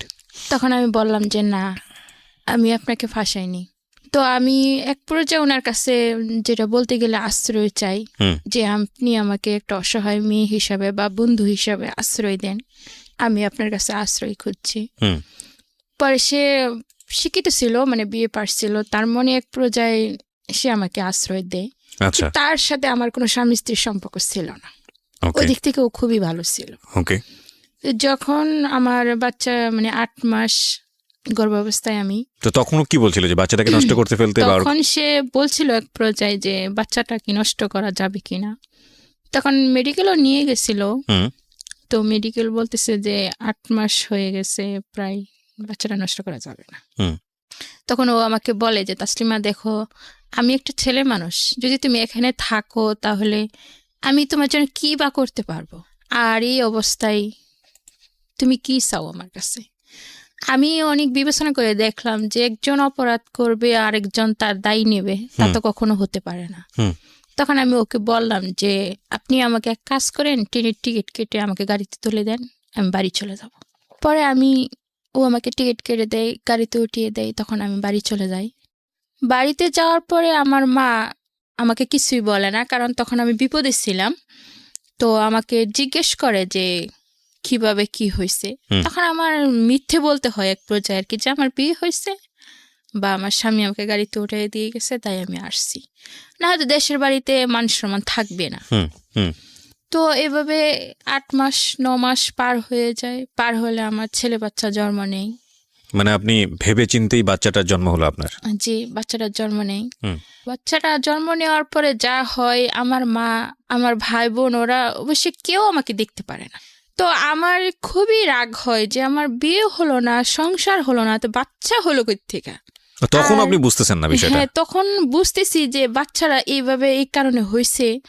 তো বাচ্চা যে হইলো, এই বাচ্চা নিয়ে আমি কি করব? এই বাচ্চা আমি কার পরিচয়ে পৃথিবীতে মানুষ করব, বা এই বাচ্চাকে কে লালন পালন করবে? তখন আমার এগুলো মানে মাথার ভিতরে কাজ করতেছে যে তখন আমি কেন বললাম না, এগুলো বললে হয়তো সংশোধন হতো। আজকে চুপ থেকে আমার লাইফটাকে আমি নিজেই শেষ করে দিলাম, এখন আমি কি করব? তখন এক পর্যায়ে যখন আমার মা আমাকে খুবই অত্যাচার করতেন, তো ওদের আমি কিছু বলতে পারতাম না। তো এক পর্যায়ে আমার রাগ হইতো ওই বাচ্চার উপরে যায়, সেটা যে বাচ্চাটার জন্য আজকে আমি কোনো কাজ করতে পারি না, ঘরের বাইরে যেতে পারি না, না। কিন্তু ততদিনে কি আপনার ফ্যামিলি জেনেছে যে আপনার বাচ্চাটা কিভাবে হয়েছে, আসল জি ঘটনা না, কি জেনেছে? এখনো জানে না। আমার ফ্যামিলি সত্যিটা এখনো জানে না, তাদের কাছে আমি সবসময় মিথ্যে বলছি। So this is how much important. See, এই প্ল্যাটফর্মটা এত বেশি মানুষের আপন হয়ে গেছে, জীবনের ভয়াবহতম কঠিনতম সত্য কথা যেটা হয়তো পৃথিবীতে কেউ জানে না একমাত্র সৃষ্টিকর্তা ছাড়া, সেটা তারা এসে নির্ভয়ে এই প্ল্যাটফর্মে বলেন। That's really honour for us. আমরা এটাকে সম্মান মনে করি, এবং আজকে এই গল্পটা হয়তো অনেক পাষণ্ড মানুষের অন্তরকে অনেকখানি নরম করে দেবে। আপনি যেটা বলছিলেন যে, তো কিন্তু আমার তো সন্দেহ হওয়ার কথা যে এতদিন ধরেও বাবা খোঁজ নিচ্ছে না, বাড়িতে আসতেছে না, স্বভাবতই তো সবার জিজ্ঞেস করা উচিত যে, জিজ্ঞেস করে। হ্যাঁ। তখন আমি বলতাম যে ওর বাবা চাকরি করে, সেজন্য আসতে পারে না। তো 6 মাসের সময় আমি বাচ্চাটাকে নিয়ে মানে ওই কাকার কাছেই যাই। যাওয়ার পরে কাকাকে ডাকি, ডাকার পরে কাকা আসে বের হয়ে, কিন্তু আমাকে তেমন একটা গুরুত্ব দেয় না। তো আমি আর ওনার সাথে কথা না বলে ওখান থেকে চলে আসি ওনার অফিস থেকে। আসার পরে ট্রেনে উঠি। ট্রেনে ওঠার পরে আমার এক পর্যায়ে মনে হয় যে আজকে যদি এই বাচ্চারা না থাকতো আমি যে কোনো একটা চাকরি নিতে পারতাম, চাকরি করেও আমি নিজের জীবনটা বাঁচাতে পারতাম, ভালো থাকতে পারতাম। কিন্তু এই বাচ্চারা জন্য তো আমি চাকরিও করতে পারতেছি না। তো আমাদের যে সিলেটের ট্রেনগুলো হয় এগুলো কিন্তু বেশিরভাগ একটা যাত্রী হয় না, তেমন বেশিরভাগই খালি থাকে, বরিবের পরে অনেকটাই খালি হয়ে যায়। তো ওই ট্রেনে বেশি একটা মানুষ ছিল না, থাকলেও পিছনের সিটে ছিল, সামনের সিটে কোনো মানুষ ছিল না। তো আমার হঠাৎ মাথার মধ্যে এমন একটা বুদ্ধি কাজ করে যে আমি বাচ্চাটাকে আজকে ট্রেন থেকে ফেলে দেব। ট্রেন থেকে ফেলে দেবেন? যদি আমি ট্রেন থেকে ফেলে দেই তাহলে আমি ফ্রি হয়ে যাব, তাহলে আমি যেখানে খুশি সেখানে যেতে পারবো, আমার মার খেতে হবে না, মানুষের কথা শুনতে হবে না, আমি চাকরি করতে পারবো, আমি বাঁচতে পারবো। আচ্ছা, তখন বাচ্চাটার বয়স কত? তখন বাচ্চাটার বয়স 6 মাস। তো আমি এখানে পজ দিব একটু। অনেক আগে সম্ভবত এটা এনটিভিতে একটা রিপোর্ট দেখেছিলাম, বদরুদ্দোজা বাবু ভাইয়ের একটা রিপোর্ট, সম্ভবত আমি যদি ভুল না করে থাকি। Is a very renowned television reporter, এবং বর্তমানে মাছরাঙা টেলিভিশনে কাজ করেন উনি, ক্রাইম রিপোর্ট নিয়ে কাজ করেন। একটা বাচ্চা কুড়িয়ে পাওয়া গেছে হচ্ছে কোনো একটা মানে দুটো বিল্ডিংয়ের মাঝখানে গলিতে কুড়িয়ে পাওয়া গেছে, এবং ওটা নিয়ে একটা রিপোর্ট এখনও মাঝে মাঝে ফেসবুকে দেখা যায়। এবং ওই বাচ্চাটা কুড়িয়ে পাওয়ার পরে বাচ্চাটাকে ট্রিটমেন্ট করা হচ্ছে, সেভ করার চেষ্টা করা হচ্ছে, বিভিন্ন ইনভেস্টিগেটেড করা হচ্ছে। এই রিপোর্টটা দেখার পরে মানে আমি আজকের এই জীবন গল্প করতে গিয়ে আমার এই অনুভূতিটা হয়, কিন্তু আমি জানি আমার প্রথম যে অনুভূতিটা হয়েছে এটাই ম্যাক্সিমাম মানুষের অনুভূতি। এই রিপোর্টটা মানে এই বাচ্চার মানে এই রিপোর্টটা দেখতে গিয়ে ফার্স্ট আমার যে অনুভূতিটা হয়েছে সেটা হলো যে কোন পাষণ্ড মা পারলো এই বাচ্চাটাকে ভেবে ফেলে দিতে। এটা হচ্ছে ফার্স্ট অনুভূতি। সেকেন্ড অনুভূতি, নিশ্চয়ই এই বাচ্চাটার মান সম্মানে সামাজিকতায় আঘাত লাগবে, যে কারণে বাচ্চাটার পরিণতি এরকম হয়েছে। এবং সেক্ষেত্রেও ওই মাটার দিকেই প্রশ্ন এসেছে। একবারের জন্যও কিন্তু মানে আমাদের প্রথম ইমোশন যেটা হয়, একবারের জন্য কিন্তু আমরা ওই ছেলেটার কথা চিন্তা করিনি যে এই ছেলেটার দ্বারা এই কাজটা হয়েছে, কিংবা যেই পরিস্থিতিতে পড়ে মেয়েটাকে বাধ্য করা হয়েছে এই কাজটা করার জন্য, বা মেয়েটা আদৌ বাধ্য হয়েছে কিনা। বাচ্চাটার কষ্টে আমরা সবাই কষ্ট পাচ্ছি, এবং আমি জানি এরকম বাচ্চা সমাজে নেওয়ার জন্য অনেকেই প্রস্তুত থাকেন, অনেকের ঘরেই বাচ্চা কাচ্চা হয় না, অনেকেই চান একটা বাচ্চা। কিন্তু আমি বরং গল্পটাকে একটু অন্যভাবে আপনাদেরকে ভাবাতে চাই। দেখুন, কতটা শক্তিশালী ভয়াবহ একটা ব্যাকগ্রাউন্ড থাকলে, কতটা শক্তিশালী কারণ থাকলে, মা তো মাই, সে যেই হোক না, যে অবস্থায় হোক না কেন, একটা মা তার সন্তানকে ফেলে দিতে পারেন। কতটা শক্তিশালী কারণ থাকলে। অন্তত আজকের এই গল্প যে জায়গাটায় দাঁড়িয়ে আছে, প্রায় 1 ঘন্টা 10 মিনিট আমরা পার করে ফেললাম আমাদের এই জীবন গল্পে, সেখানে এসে অন্তত আপনাদের এই উপলব্ধিটা হওয়া উচিত যে যখন তাসলিমা ট্রেন থেকে বাচ্চাটাকে ফেলে দিতে যাচ্ছে, রাইট, সো সেই মুহূর্তে আপনি যদি শুধু ওই সিনারিটুকুই দেখেন যে ট্রেনের মধ্যে আপনি বসে আছেন এবং একটা মহিলা দৌড় দিয়ে গেল, কিংবা একটা কিশোরী মেয়ে দৌড় দিয়ে গেল, তার কোলের বাচ্চাটাকে ঠাস করে সে ফেলে দিল, আপনার অনুভূতিটা কী হবে? আপনার অনুভূতিটা হবে এই মেয়েটাকে মেরে ফেলি, বা এই মেয়েটা কী করলো, এই মেয়েটা তো পাগল, কিংবা এই মেয়েটার একটা চরম শাস্তি হওয়া উচিত। আপনার যা ইচ্ছা আপনি সেটা করার চেষ্টা করবেন। কিন্তু আপনি যদি এই লম্বা ব্যাকগ্রাউন্ডটা জানেন, আপনি কি পারবেন ওর থেকে আঙ্গুলটা তুলতে? তবুও মানুষ আমরা, কথা হচ্ছে এটাই যে আমরা যেই মানুষ একটা শিশু সন্তানের যত্ন করতে জানে না, সেই শিশু সন্তানের যত্ন যেভাবেই হোক না কেন, জন্ম যেভাবেই হোক না কেন, সেই মানুষ আসলে মানুষ না। আমরা সেই জায়গাটা থেকেই তাসলিমাকে আরও গল্পটা সামনের দিকে এগিয়ে নিতে সুযোগ দিব, দেখি সে কি করেছে। হ্যাঁ, ট্রেনের ভিতরে আপনি বাচ্চাটা ফেলে দেওয়ার প্ল্যান করছিলেন, তারপরে আমি যখন তাকে ফেলে দিতে চাচ্ছি, ঠিক ওই মুহূর্তে ও আমার গলার মধ্যে জড়িয়ে ধরে। তখন আমি কিন্তু ওর দিকটা মানে জানালার পাশে ওকে নিয়ে গেছিলাম। ঠিক যখন ও আমার গলায়তে জড়িয়ে ধরে, তখন আমার ওর জন্য খুবই মায়া হয় যে আমি 10 মাস 10 দিন গর্ভে ধারণ করলাম, জন্ম দিলাম, এতদিন পর্যন্ত তাকে আমি লালন পালন করলাম, বুকে দুধ খাওয়ালাম, অবশেষে আমি তাকে স্টেনের নিচে ফেলে দিব না। তখন আমি ওকে বুকে জড়িয়ে ধরলাম। তো ওকে নিয়ে আমি আবার বাড়িতে ফিরে আপনার যাই। একবারের জন্য চিন্তা হয়নি যে ট্রেনের ভিতরে তো অনেক লোকজন আছে, আপনি ফেলে দেওয়ার পরে কি অবস্থাটা দাঁড়াবে? সেটা তো আর ভাবিনি। তখন তো আমি শুধু এটাই ভাবছি যে আমাকে বাঁচতে হবে, আমাকে ফ্রি করে দেখ, ফ্রি আমাকে। হতে হবে, মুক্ত হতে হবে অভিশপ্ত জীবন থেকে। তো যখন আমি বাচ্চাটাকে নিয়ে বাড়িতে ফিরে যাই, তো আবার সে একই অবস্থা, আমার মা অত্যাচার করতে আচ্ছা, থাকে। তখন পর্যন্ত জানে না যে এই বাচ্চাটার আসলে কার ওরসে জন্ম হয়েছে। আমি জানি না যে আজ পর্যন্ত সে জানে কিনা। আপনি যদি সাহসী একটা মেয়ে হতো, আমি জানি না সাহসী কথাটা এভাবে বলা উচিত হচ্ছে কিনা, আপনার কি একবারের জন্য মনে হয়নি যে এই বাচ্চাটা নিয়ে ওই লোকটাকে ফেস করতে, যে না বাচ্চাটা তোমার? ওই সময় কি মনে হতো না, বা সাহস পেতেন না? ওই সময় মনে হতো, কিন্তু আমার পাশে আমি তেমন কাউকে পাইনি। যদি আমার পাশে কোনো এরকম শক্তিশালী মানুষ পেতাম বা ওর বিষয়ে এগুলো বলতে পারতাম। আপনার তাৎক্ষণিকভাবে যেটা করা উচিত ছিল পুলিশের কাছে যাওয়া। রিয়েলিটি প্রিয় শ্রোতা, কারণ অনুষ্ঠানের ফরম্যাটের জায়গা থেকে আমাকে বলতে হবে, এটা নিয়ম। হয়তো আমাদের সবারই আশ্রয়স্থল হওয়া উচিত আমাদের পুলিশ ডিপার্টমেন্ট। আপনি পুলিশের কাছে কেন যাননি? যাইনি। কেন যাননি? যাইনি, তখন আমার মাথায় এগুলো ছিল না। যদি থাকতো তাহলে কি যেতেন পুলিশের কাছে? অবশ্যই যেতাম। ওকে, ফাইন। সবারই আমি বলবো একটা কথা, যে আপনি বিচার পান কি না পান, ন্যায় বিচার পান, পুলিশের অনেক অনেক সদস্য আছে যারা সত্যি সত্যি অনেক মহৎ। আমরা একটা পারসেপশন আমরা একটা গ্রো করি, এবং সেটা অনেকের আচরণের জন্যই হয়, একটা নেগেটিভ পারসেপশন পুলিশ সম্পর্কে। কিন্তু আপনাদের প্রথম যেখানে নক করা উচিত সেটা হচ্ছে থানা পুলিশ, এরকম ঘটনা ঘটলে। ওকে, বলুন তারপরে আগের মতোই আমার আম্মু আমার সাথে ব্যবহার করতে থাকে। তখন প্রায় 9 মাস হয়, তখন আমার ছেলে প্রায় হাঁটতে শিখছে। তো একদিন আমার আম্মু আমাকে অনেক মারে, মেরে ঘর থেকে বের করে দেয়। তো আমার মনে হয় যে জীবনটা আমার খুবই অভিশপ্ত। তো যে বাচ্চার জন্য আজকে আমি অভিশপ্ত হয়েছি, তো বাচ্চার কি দোষ? বাচ্চার তো কোনো দোষ নেই, তাকে একা মারবো কেন? আমি নিজেও মরবো আজকে। তো আমি প্ল্যান ছিল যে বাচ্চাকেও মারবেন, আপনিও মরে যাবেন। নিজেও মরবো। তো আমি বিশ্ব রুট আমাদের পাশে আছে, তো ওখানে আমি চলে যাই। যাওয়ার পর বাচ্চাটা ঘুমিয়েছিল, আমি কোলে নিয়ে মানে ঠিক গাড়ি আসতেছে, মানে আমি যাচ্ছি, ঠিক ওই মুহূর্তে একটা লোক আমাকে পিছন দিয়ে টেনে ধরার পর তখন রাত্রে 11টা বাজে, বলতেছে যে তুমি এটা কি করতেছো, এখন তো মরে যেতা। আমি বলতেছি আমি তো মরতেই চাই, যে জীবনে আমার কোনো মূল্য নেই, দাম নেই, সেখানে বেঁচে থেকে কি লাভ। তো উনি আমি খুব কাঁদতেছিলাম আর বলতেছিলাম কথাগুলো। তো উনি আমাকে বলতেছে কি হয়েছে, কি সমস্যা। তো উনি আমাকে বাসায় নিয়ে যাওয়ার পরে আমার আম্মুকে ডেকে তোলার পর বলতেছে আপনার মেয়ে কোথায় আছে, কি আছে, খবর না রেখে আপনি ঘুমাচ্ছেন? আপনার মেয়ে তো আজকে আত্মহত্যা করতে গেছিল। আচ্ছা।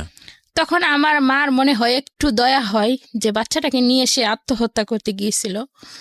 তখন থেকে এই পর্যন্ত মানে আমার মা কি করে, ওই বাচ্চাটার প্রতি একটু দরদ হয় আর কি। আচ্ছা। যেমন আমাকে মায়া না করলো, আমার সন্তানকে মায়া করে। তো আমি আবার একটা কাজ পাই, তো কাজ করতে থাকি, আমার বাচ্চাকে লালন পালন করতে থাকি। এভাবে 2 বছর 2.5 বছর হয়ে যায়।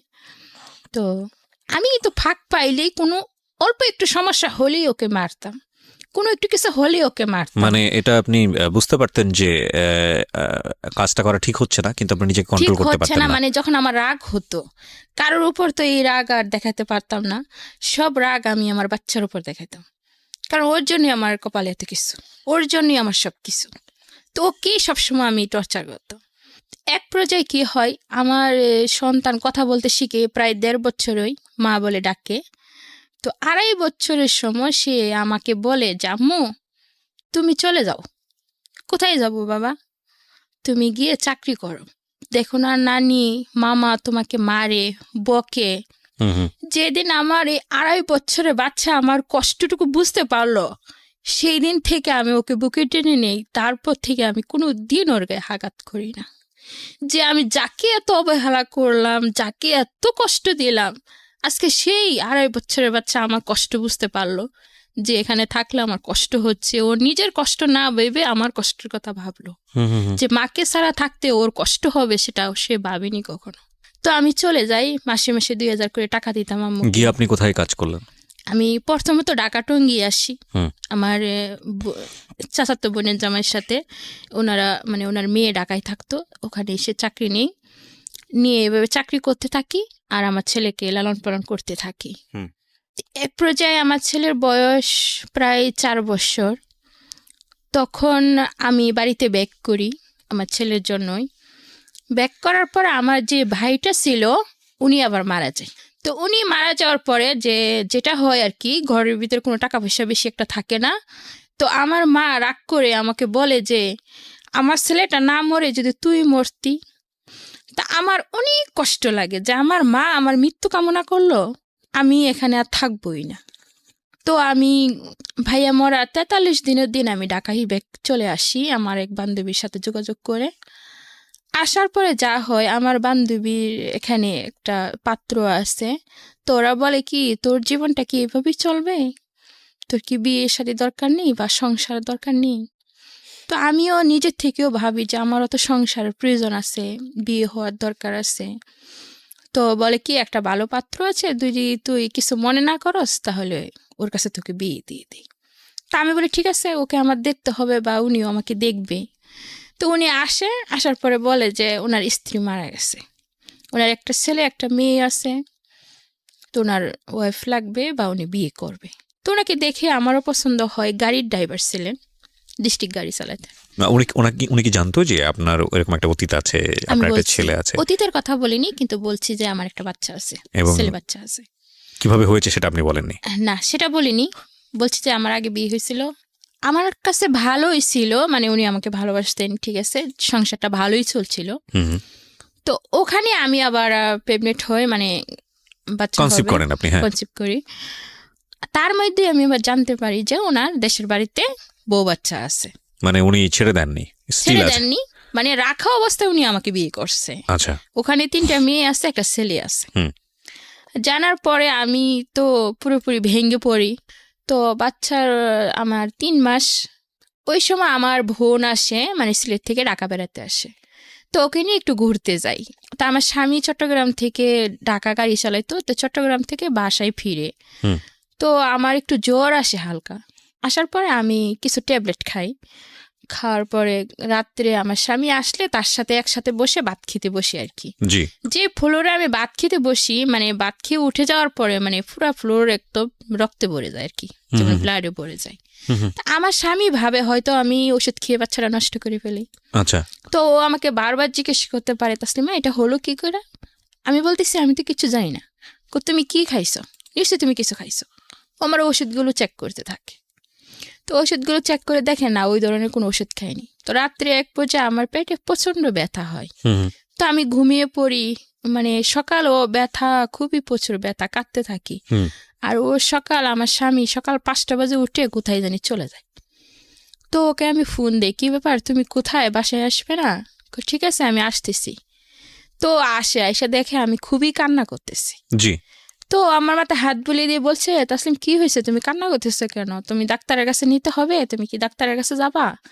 আমি হ্যাঁ যাওয়ার তো দরকারই। ও আবার কি করে, আমার এই অসুস্থতার সুযোগ নিয়ে ও জামা কাপড় যা কিছু আছে ব্যাগের ভিতরে গুছাইয়ে নিয়ে আর চাকরি ছেড়ে বেতন নিয়ে ওই দিনই সে চলে যায়, আমাকে ফেলে চলে যায়, ওকে আমাকে না বলে চলে যায়। তো ওনার সাথে একজন সহকর্মী, মানে আরেকটা ড্রাইভার বাসায় এসে বলতেছে যে দোকান বাকি, ঘর ভাড়া এগুলো কি দিছে আপনার স্বামী? আমি কই না, তো চাকরি ছেড়ে চলে গেছে।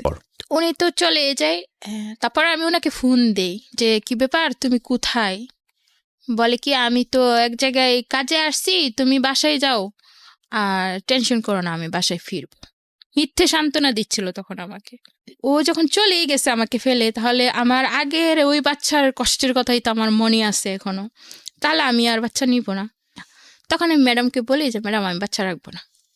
5.5 মাস হয়ে গেছে, তুমি এখন বাচ্চা রাখবে না, এগুলো আমরা নষ্ট করি না, 3 মাসের বাহিরে আমরা কোনো কিছু করি না, এগুলো খুবই খারাপ, যাও এখান থেকে যাও, বাচ্চা নষ্ট করতে পারবো না। তো আমার একটাই নেশা ছিল তখন, ও যখন আমি পেপলেট ওরা বুঝতে পারে তখন আমাকে চাকরি থেকে বের করে দেয়। তা আমি বাসায় এসে মানে সব ডাক্তারের সাথে, শুধু বড় বড় ডাক্তারের কাছে যে যোগাযোগ করতাম, টাকা নিয়ে নিয়ে যোগাযোগ করতাম যে আমার বাচ্চা আমি নষ্ট করে পারবো। তো একটা গাইনি ডাক্তার মানে আমার সাথে ওয়াদাবদ্ধ যে উনি পারবে, 3,000 টাকা নিয়ে কন্ট্যাক্ট করে আমার সাথে। ওনার বাসায় আমি যখন যাই তখন উনি আমাকে দেখে টোটালি মানা করে দেয়, পারবে না। তো এভাবে চৌরাস্তায় একটা বড় ডাক্তার থাকে স্বাস্থ্য ক্লিনিকে, ওই ডাক্তারে যাই।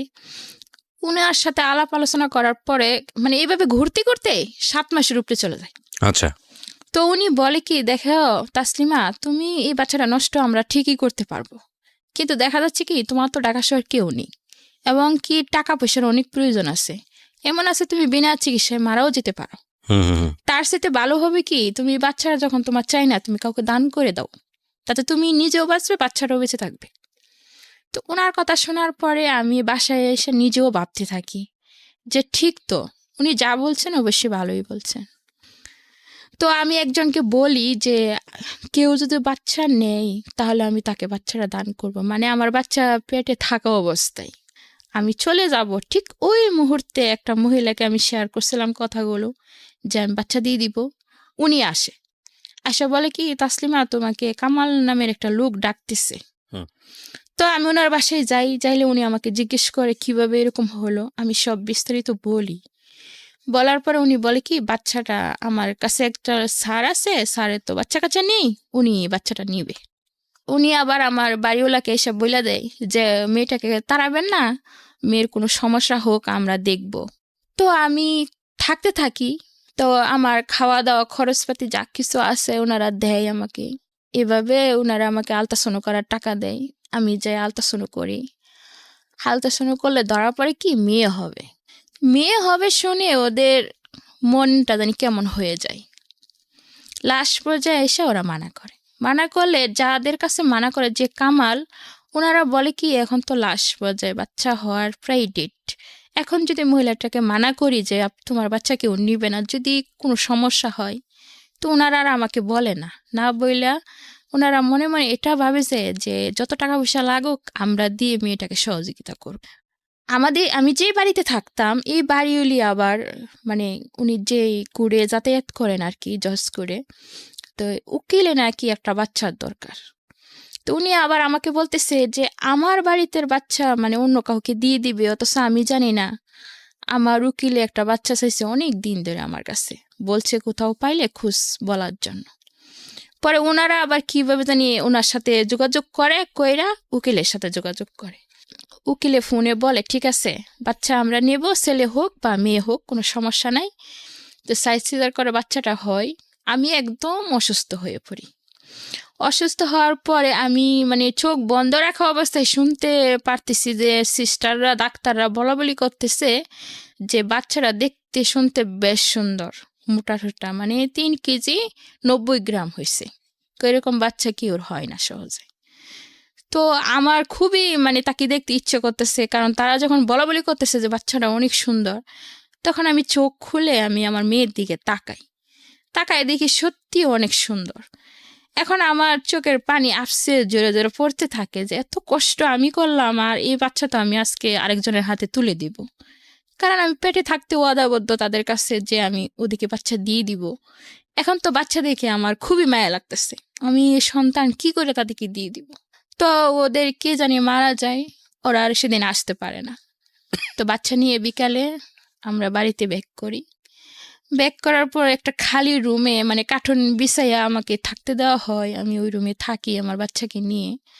এমন একটা লোক নাই যে আমার কাপড়গুলো কেউ ধুয়ে দিবে বা আমার বাচ্চাটাকে একটু কোলে নিয়ে বসবে। তো সমস্ত রাত বাচ্চাকে এই শরীর নিয়ে দুধ গরম করে আনিয়ে খাওয়াই, আবার ওকে কোলে নিয়ে বসে থাকি, আবার পরের দিন সকালে নিজের কাপড় চোপড় বাচ্চার কাপড় চোপড় ঠান্ডা পানি দিয়ে আমি দোয়ার পরে ওরা নিতে আসে না। তো এইভাবে তখন আমার শরীরে অনেক শক্তি ছিল, কোথায় থেকে আসছিল তা আমি জানি না, মনে হয় আল্লাহ পাকি দিছিল আমার মেয়েকে যত্ন করার জন্য। তো মেয়ের দিকে তাকিয়ে থাকি, শুধুই কাঁদতে থাকি যে এত সুন্দর মেয়ে হলো আমার, আজকে আমি কি করে অন্যের হাতে তুলে দিব এই মেয়েকে। তো এক পর্যায়ে কি হয়, ভাত দিলে আমি ভাত খাই না, কাঁদতে কাঁদতে আমার চোখ মুখ সব কিছু ফুলে যায়। তো ওনারা এভাবে 3 দিন পরে বুকে দুধ আসে, ওকে আমি দুধ খাওয়াই। তো ওই বাচ্চার প্রতি আমার মায়া পড়ে যায়, বাচ্চাকে দিতে ইচ্ছে করে না। তো শনিবারে যখন ওরা আসবে বলছে 7 দিনের দিন যে আসতেছে, আমার মনে হচ্ছিল যে আমি যদি এখন পালাইতে পারতাম এখান থেকে, পালিয়ে আমার মেয়েকে নিয়ে এমন কোথাও চলে যেতাম যেখানে গেলে কেউ খুঁজে পাবে না, তাই করা উচিত ছিল। এদিকে 3 দিন পরে আমি আবার স্বামীকেও ফোন দেই যে তোমার একটা মেয়ে হয়েছে, ওর কান্না পর্যন্ত শোনাই, তবুও তার কোনো বিশ্বাস হলো না। ওরা যখন আসে তখন আমি বলি যে মেয়ের তো বাবা আছে, তো বাবাকে আপনারা একবার ফোন করেন। ফোন করার জন্য আমি রিকোয়েস্ট করি। তো উকিল নিজে ফোন করে, তারা অনেক মানুষ আছে, 2-3 জন গাড়ি নিয়ে আসে। তো ফোন করার পরে উনি বলে কি যে তাসলিমা নামের কাউকে আমি চিনি না। তো ওনারা লাউড স্পিকার দিয়ে আমাকে শোনায়, বলে যে তুমি কার জন্য এই বাচ্চা রাখার চেষ্টা করতেছো, বাচ্চার মায়া করতেছো, ও তো তোমাকে চিনেই না, কালকে বলবে কি বাচ্চা আমার না, তখন তুমি কি করবে? তখন বিবেচনা করে দেখলাম এই বাচ্চা আমি লালন পালনও করতে পারবো না, বা অসুস্থ শরীর নিয়ে ওকে নিয়ে যেখানেই যাই, বাচ্চা দেখতে যখন ভালো হয়েছে, সুন্দর হয়েছে, হয়তো অসুস্থ হয়ে আমি পড়বো, তখন যে কোনো কেউ আমার কাছ থেকে বাচ্চাটা কেড়ে নেবে। তো এর সাথে ভালো আমি ওদেরকে দিয়ে দিই। তো ওনাদের হাতে তুলে দিই। যেই মহিলাটা আমার বাচ্চাকে নিতে আসে, আবার ওনার একটা জিনিস আমার খুবই ভালো লাগে যে উনি আসার পরই আমার মেয়ের কাছে চলে আসে। আমার সাথে একটু বয়স বেশি হবে, ওনাদের বাচ্চা কাচ্চা কিচ্ছু হয় না, ওনারা ভালোই প্রভাবশালী। তো ওনার হাতে আমি আমার মেয়েকে তুলে দেই এবং ওয়াদা করাই যে আমি জন্ম দিয়েছি কিন্তু তাকে আমি লালন পালন করতে পারিনি, আপনার হাতে তুলে দিলাম, আপনি কোনোদিন আমার মেয়েকে কষ্ট দিবেন না। তো উনি আমার সাথে ওয়াদাবদ্ধ হয় যে হ্যাঁ বোন, আমি যতদিন বেঁচে থাকবো দুনিয়াতে আমি আপনার মেয়েকে অনেক ভালোভাবে মানুষ করবো, কখনো কষ্ট দিব না। উনি নিঃসন্তান ছিলেন? নিঃসন্তান ছিলেন। আচ্ছা, এবং উনি ছিলেন অনেক উকিলের মেয়ে, উকিলের বউ ছিলেন, এবং এটা কি কন্ডিশন ছিল যে আপনি কোনোদিন আর মেয়েকে দেখতে পাবেন না বা মেয়ের সামনে যাবেন না? না, এরকম কোনো কথা ছিল না। তাদের সাথে কথা ছিল যে আমি যখন চাইবো তখন আমার মেয়েকে আমি দেখতে পারবো। আচ্ছা, তারপরে আমি 10 দিনের দিন যখন আমার মেয়ে দিয়ে দেই, সেদিন তো ওরা বিকালবেলা মেয়েকে নিয়ে চলে যায়, কিন্তু আমি খাওয়া দাওয়া টোটালি বন্ধ করে দিই, কাঁদতে থাকি, সমস্ত রাত আমি কাঁদতে থাকি। পরের দিন সকালে ওনারাই ফোন দেয়, দিয়ে আমার খোঁজ খবর নেই যে আমি কেমন আছি। অত্যন্ত ভালো, মানবিক। তো আমি এই জায়গাটা একটু পজ নিব, আমি মাফ করবেন, একটা কথা মনে পড়ে গেছে, সে কারণেই বলতে চাচ্ছি। আপনারা নিশ্চয়ই জানেন, আমি আগের যে রেডিওতে একটা প্রোগ্রাম করতাম, সেখানে একটা গল্প প্রচার হয়েছিল এরকম, যে পুরো গল্পের আমি বিস্তারিত বর্ণনায় যেতে চাই না, আমি বরং আমি বলতে চাই যে আসলে এই যে জীবন গল্পটা প্রচার হলো এবং প্রচার হওয়ার পর এটা আর্থিক সাহায্য বিষয়ক ছিল, আমরা কিছু অর্থ সেখান থেকে তুলে দিয়েছিলাম। এটা সম্ভবত বইমেলার সময়ের গল্প, এবং পরবর্তীতে ওই গল্পটা নিয়ে একটা চ্যানেল, টেলিভিশন চ্যানেল, খুব নামকরা চ্যানেল, ওটার উপর একটা নাটক বানিয়েছিলেন। তো সৌভাগ্যবশত নাটকে খুব বড় বড় স্টাররা ওখানে অভিনয় করেছিলেন এবং এই নাটকটা আমার দেখার সুযোগ হয়েছিল। আমি কেন বলছি সেটা আমি একটু পরে বলি। তো আমার অদ্ভুত লেগেছিল যে জীবন গল্পটা যখন আমি শুনছিলাম, যিনি আসলে যার ঘটে গেছে জীবনের ঘটনাগুলো, মা আর মেয়ে দুজনে পাশাপাশি বসে থেকে গল্পটা বলছেন, সেই সময়ের গল্প, এবং একই সাথে ওই গল্পটা যখন প্রচার হচ্ছিল সেই সময়ের যে রিয়েল অনুভূতিটা, এবং গল্পটা যখন নাটক আকারে আসলো টেলিভিশনে বা যখন আমি দেখলাম, তখন ওই একই ফিলটা আর হচ্ছিল না। মানে মনে হচ্ছিল যে there is a lot of differences. এবং অদ্ভুত বিষয় হচ্ছে যে এই যে আসল যে অনুভূতিটা, সেটা কেন জানি আমার কাছে মনে হয় অনেক বড় বড় অভিনেতা কিংবা অনেক বড় পরিচালক হয়েও সেটা শেষ পর্যন্ত পর্দায় তুলে ধরা যায়নি। গল্পের এই মাঝখানে এসে এই ধরনের কথা বলার পিছনের একটা কারণটা হচ্ছে যে এই ভদ্রমহিলা যখন প্রথম সন্তানের গল্পটা তো আপনারা জানেনই, দ্বিতীয় সন্তান সেটা বৈধ ছিল, এবং যখন তিনি এটা তার যাকে কথা দিয়েছেন তার হাতে তুলে দিচ্ছেন, এখানে হয়তো কোনো একজন অভিনেত্রী অভিনয় করে বিষয়টাকে উপস্থাপন করতে পারবেন, কিন্তু আমার কেন জানি মনে হয় যে এই যে আপনি তার মুখ থেকে শুনলেন যার জীবনে ঘটনাটা ঘটে গেছে, সেখানে আপনি যে অনুভূতিটা পাচ্ছেন, এই অনুভূতিটা আমার মনে হয় না যে পৃথিবীর কোনো শিল্পকর্মে সেটা ধারণ করা সম্ভব। এবং এই জন্যই আমরা বলি যে জীবন অনেক বেশি নাটকের চেয়ে নাটকীয়। 10 দিন পরে আপনি বাচ্চাটাকে তুলে দিলেন এবং ওই বাসার মধ্যে আপনি একাই থাকেন তখন, জি, এবং আপনাকে হেল্প করার মতো কেউ নাই। কেউ নেই। তো পরের দিন ওরা আপনাকে ফোন দিয়ে খোঁজ নিচ্ছিল যে আপনি সুস্থ আছেন কিনা? নিচ্ছিল যে আমি কেমন আছি। তো খালাম্মা বলল যে ও তো ভালো নেই, ও তো খুবই কান্নাকাটি করতেছে বাচ্চার জন্য। তো ওনারা বললো ওকে পরিবেশ চেঞ্জ করতে হবে, জি, মানে ওনার আরেকটা বাচ্চা আছে, ওনাকে বাড়িতে পাঠিয়ে দিন, তো ওই বাচ্চাটাকে কাছে পেলে হয়তো এই বাচ্চাটার কথা ভুলে যাবে, আর এই পরিবেশে থাকলে ওর বাচ্চাকে নিয়ে ও কুলে নিছে, ঘুম পাড়াইছে, তো ওর তো সবসময় মনে পড়বে। তো খালাম্মা আমাকে অনেক রিকোয়েস্ট করে, মা তুমি বাড়িতে চলে যাও। তো যখন ওনাদের হাতে টাকাটা দিয়ে যায় খালাম্মার হাতে, খালাম্মা আমাকে বলে না। যখন আমি বাড়িতে চলে যেতে চাই তখন ওই 10,000 টাকা আমাকে উনি দিয়ে দেয়। এখানে একটা বিষয় আসে, সেটা হচ্ছে 10,000 টাকার কোনো কন্ট্যাক্ট কি ওনার সঙ্গে আপনার হয়েছিল? কোনো কন্ট্যাক্ট ছিল না। এটা বলে ভালোবেসে দিয়েছেন। জিজ্ঞেস করছিল যে তাসলিমা তুমি কি বিনিময়ে কিছু চাও? আমি বলছি না, আমার সন্তানের বিনিময়ে কি নিব আমি আমার সন্তান আপনাদেরকে এমনিতে দান করলাম। তো ওই 10,000 টাকা ওনারা খুশি হয়ে আমাকে দিয়ে গেছিল। সন্তানের বয়স কত এখন? আমার মেয়ের বয়স এখন ওই অক্টোবর মাসের 2 তারিখে 2 বছর পূর্ণ হয়েছে। এই অক্টোবর মাসের 2 তারিখে 2 বছর পূর্ণ হয়েছে। ওকে, বলুন। তারপরে আমি তো বাড়িতে চলে যাই। যাওয়ার পরে যা হয় আর কি, আমার সমস্ত শরীরে পানি এসে যায়। হ্যাঁ, আমি একদমই ওখানে গিয়ে মৃত্যু সজ্জায়। তো আমার মা আমাকে দেখে, মানে উনি ঠিকই বুঝতে পারে যে কোনো একটা তো অবশ্যই হয়েছে। তো আমি কারোর সাথে কথা বলি না। তো আমার মা আমাকে জিজ্ঞেস করে যে মা তোমার কি হয়েছে? তো আমি আমার মায়ের কাছে কিছুই লুকাই না, সব কিছু খুইলা বলি। বলার পরে আমার মাও কাঁদতে থাকে যে তুমি এত কষ্ট করলা, কেন আমাদেরকে শেয়ার করলা না, কেন একবার বললা না? তোমার মেয়ে তুমি অন্যের হাতে তুলে দিয়ে আসছো, তুমি বলতা বা বাড়িতে চলে আসতা।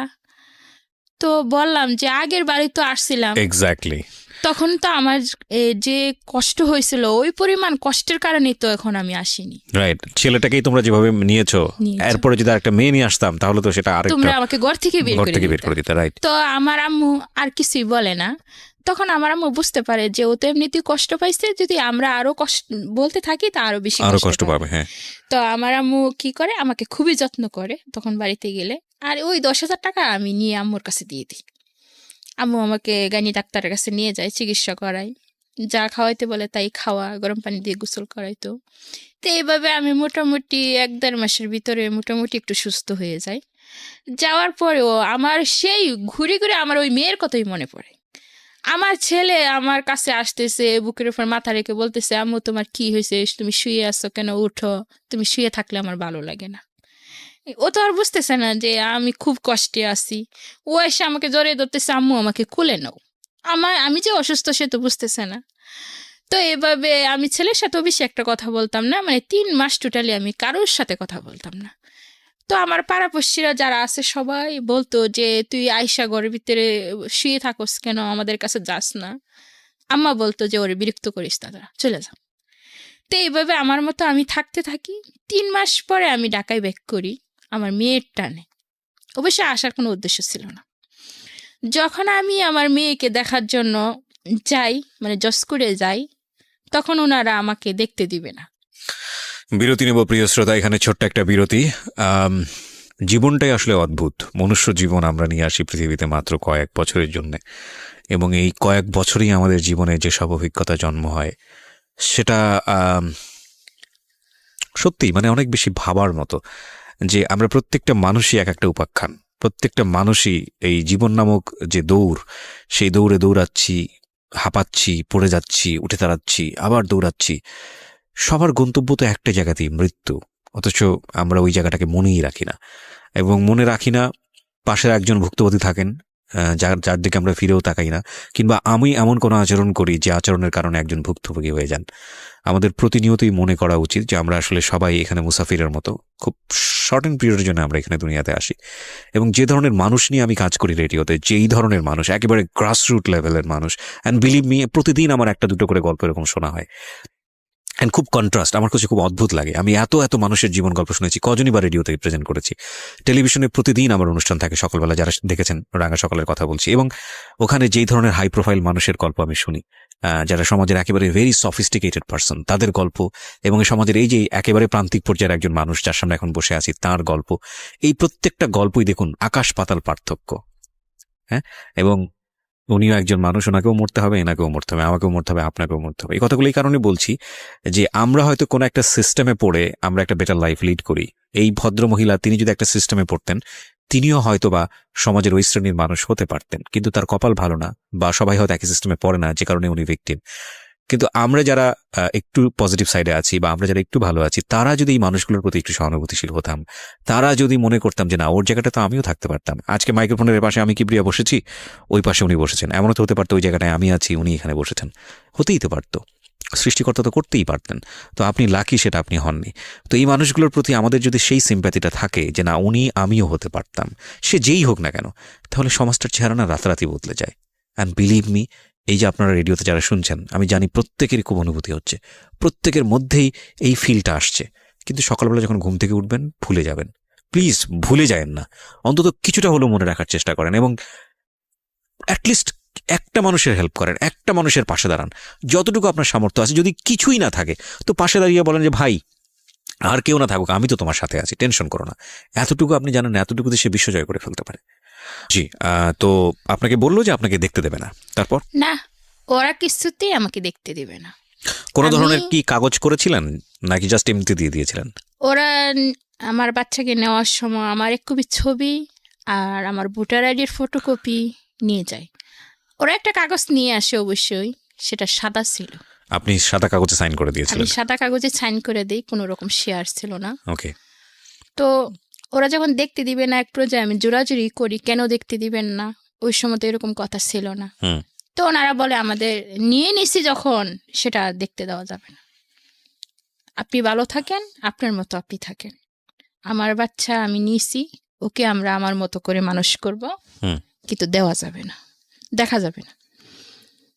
তো আমার খুবই কষ্ট লাগে সেই দিন, আমি খুব কাঁদতে থাকি ওখানে বসিয়ে, ওই মানে জজ করে বসিয়ে আমি কাঁদতে থাকি ওদের সামনে। একজন প্রফেসর আমাকে বলে যে মা, ত্যাগটা তো তুমিই করছো, এই ত্যাগটাও তোমাকে করতে হবে, আর তুমি তো মা, 10 মাস 10 দিন গর্ভে ধারণ করছো, তাকে জন্ম দিছ, এক ফোঁটা হলো তারা তুমি বুকের দুধ খাওয়াইছো, তুমি মা থাকবা, ওরা যতই লালন পালন করুক, একদিন তোমাকেই মা বলে ডাকবে, হুম হুম। তোমার কাছে ফিরবে, তুমি আশা ছাইরো না, আশা রাখো মনে, আশার আলো একদিন ঠিক জ্বলবে। তো ওনার কথা শুনে আমার খুবই ভালো লাগে। যে যাই হোক, সেদিন আমি ওখান থেকে চলে আসি, কিন্তু বারবার আমি ওদের কাছে যেতে থাকি, আমি কিছুতেই আমি আমার মেয়েকে ভুলতে পারি না, এখনো পারি না। যখন তার এই চেহারা আমার চোখের সামনে বেশি ওঠে বা ওর কথা আমি মনে করি, তখন আমার চোখ দিয়ে আশ্রা পানি ঝরতে থাকে। আমার মনে হয় যে আমি যদি ওকে সামনে পেতাম, যে আমার বাচ্চারা কোথায় আছে, আমি যদি সেই ঠিকানাটা জানতাম যে আমার বাচ্চারা কোথায় আছে, ওরা আমাকে ঠিকানাও দিচ্ছে না বা বলতেছেও না, তো ওরা শুধু অফিসের ঠিকানা দিচ্ছে, আমি অফিসে যাই, আমার মনে হয় যে আমি ওদের কাছ থেকে কেড়ে নিয়ে আসতাম, এবার জেল খাটতে হয় বা ফাঁসি হয় হতো, নিজের বাচ্চার জন্য আমি ফাঁসির দড়িও গলায় পড়তে রাজি ছিলাম। কিন্তু আসলে এরকম কিছু হচ্ছে না, ওরা আমার কাছ থেকে পালিয়ে বেড়াচ্ছে আর আমি ওদেরকে খুঁজে বেড়াচ্ছি। তো সন্তান কি জিনিস, প্রথম সন্তান হয়তো বা আমার অল্প বয়সে হয়েছিল, সেজন্য তার প্রতি এত একটা দরদ ছিল না, এখন আছে। আর আমার মেয়ের প্রতি যে আমার এত টান, এত দরদ, হয়তো বা তাকে অন্যের কুলে তুলে দিছি বলি, ওই তার মায়া বা তার কোনো কিছু আমি বলতে পারি না, সবসময় মনে হয় যে আমি নিঃস্ব হয়ে গেছি। আপনি গল্পের এখন যে জায়গাটায় দাঁড়িয়ে আছেন, সেটা আপনার জীবনের বর্তমান পরিস্থিতি, আমি যেটা বুঝতে পারছি। আপনার জি। প্রথম সন্তানের বয়স কত এখন? আমার প্রথম সন্তানের বয়স ডিসেম্বর মাসের 13 তারিখে 8 বছর পূর্ণ হবে। 8 বছর পূর্ণ হবে। ওকে পড়াশোনা করছে? হ্যাঁ, ক্লাস 3-তে পড়ে। ক্লাস 3-তে পড়ে। আপনার দ্বিতীয় সন্তান, যাকে আপনার একবারই তুলে দেওয়ার পরে আর জীবনে কখনো দেখার সুযোগ হয়নি, জি না, হয়তো আর কখনো হবেও না, হবেও না। কিন্তু আপনি মা, এবং আপনাকে আমার কোনোভাবেই বোঝানো সম্ভব না। পৃথিবীর এই কঠিন দায়িত্ব কেউই পারবে না, কোনো প্রেজেন্টারই পারবে না বা কোনো মোটিভেটরও পারবে না যে একজন মাকে বোঝানো যে না আপনার সন্তান আপনি দিয়েছেন, সুতরাং ওদিকে আপনি টার্গেট করেন না। কারণ মায়ের এই অনুভূতি, এটা কি, এটা সৃষ্টিকর্তা কি দিয়েছেন, এটা একজন মাই ভালো বলতে পারবেন। আর কি করেন আপনি এখন, এমনি পেশায় কি করেন? আমি আমার ওই বাচ্চারা হওয়ার পর থেকে আমি কোমরে একটা সমস্যা হয়ে যায়, বসে কাজ করতে পারি না, বেশিক্ষণ বসে থাকতে পারি না। তো গার্মেন্টসে চাকরি করতাম আগে, হয়তোবা সেজন্য এই সমস্যাটা হয়েছে। তো অনেক দিনই আমি বেকার ছিলাম। তো ডাক্তার একজন, উনি খুবই ভালো মানুষ, তো ওনার এখানে আমাকে ছোট্ট একটা চাকরি দেয় আর কি, 6,000 টাকা বেতন দেয় মাসে। আমি 8 ঘন্টা 5 ঘন্টা ডিউটি করি ওনার কাছে, টুকটাক কাজ করে দিই। তো ওটার থেকে আমি মনে করেন মাসে 1,000 কখনো 2,000 এরকম আমার ছেলের পড়ার খরচটা দিই শুধু, আর কোনো খরচ দিই না। আমার আম্মু বলছে আমাকে, মানে আমার আম্মা এখন আমাকে খুবই মায়া করেন। আমার ভাইয়া মরে যাওয়ার সময় আমার আম্মুকে রিকোয়েস্ট করে বলে গেছে যে ওর জীবনটার জন্য আমি দায়ী। আমি যদি ওই সময় ওরে টেক কেয়ার করতাম। আপনার মা মারা গেছেন? আমার ভাইয়ার কথা বলতেছি। আচ্ছা, ভাইয়া মারা গেছেন। ভাইয়া মারা গেছেন। আমার ভাইয়া নিজের দোষ নিজেই স্বীকার করলো যে আমি যদি ওকে ওই সময় টেক কেয়ার করতাম, আমার কাছে রাখতাম, তাহলে ওর জীবনটা আজকে এই জায়গায় দাঁড়াতো না। তো ওর জীবন যেভাবেই দাঁড়াইছে, ও তো খুব কষ্টেই আছে। তো যেভাবে থাকতে ভালো লাগে ও সেভাবেই থাকবে, তোমরা ওকে কিছু বইলো না। আর যদি পারো ওকে দেখো, ওর সন্তানকেও দেখো। তো আমার আম্মু সেই দিনই আমাকে বলছে যে মা, তুমি যেখানে গিয়ে থাকতে তোমার ভালো লাগে সেখানেই থেকো। মানে আমার এই মেয়েটা হওয়ার পরে তোমার বাচ্চা, মানে ছেলের জন্য কোনোদিনও তুমি টেনশন করো না। আমি যে কদিন পৃথিবীতে বাচ্চা আছি, তোমার ছেলেকে আমি লেখাপড়াও শেখাবো এবং বড় করে রেখে যাব। আমি যেদিন মরে যাব সেই দিন তুমি তোমার ছেলের দায়িত্ব নিও এবং তাকে তুমি কাছে নিও, কারণ তখন তো ওকে দেখার মতন কেউ থাকবে না। এটা আপনার মা বলেছে আপনাকে? এটা আমার মা বলছে, এবং আমার মা এখন আমার খুবই টেক কেয়ার করে। যাই হোক, হয়তো খুব কঠিন একটা সময় আপনি পার করেছেন। তো আজকে আপনি যে গল্পটা বললেন, এটা যদি আপনার পরিবার জানে, যেটা আমি প্রথমেই বলছিলাম, এটা একটা রিস্কি গল্প আপনার জন্য। আপনার সন্তানের পরিচয় নিয়ে কিংবা সব কিছু নিয়ে আপনি আজকে সব কিছু, এখানে কোনো কিছু রাগঢাক করেননি, সব কিছু ওপেন করে দিয়েছেন। কি হবে আপনার পরিবার যদি জানে? কোনো সমস্যা কি হবে?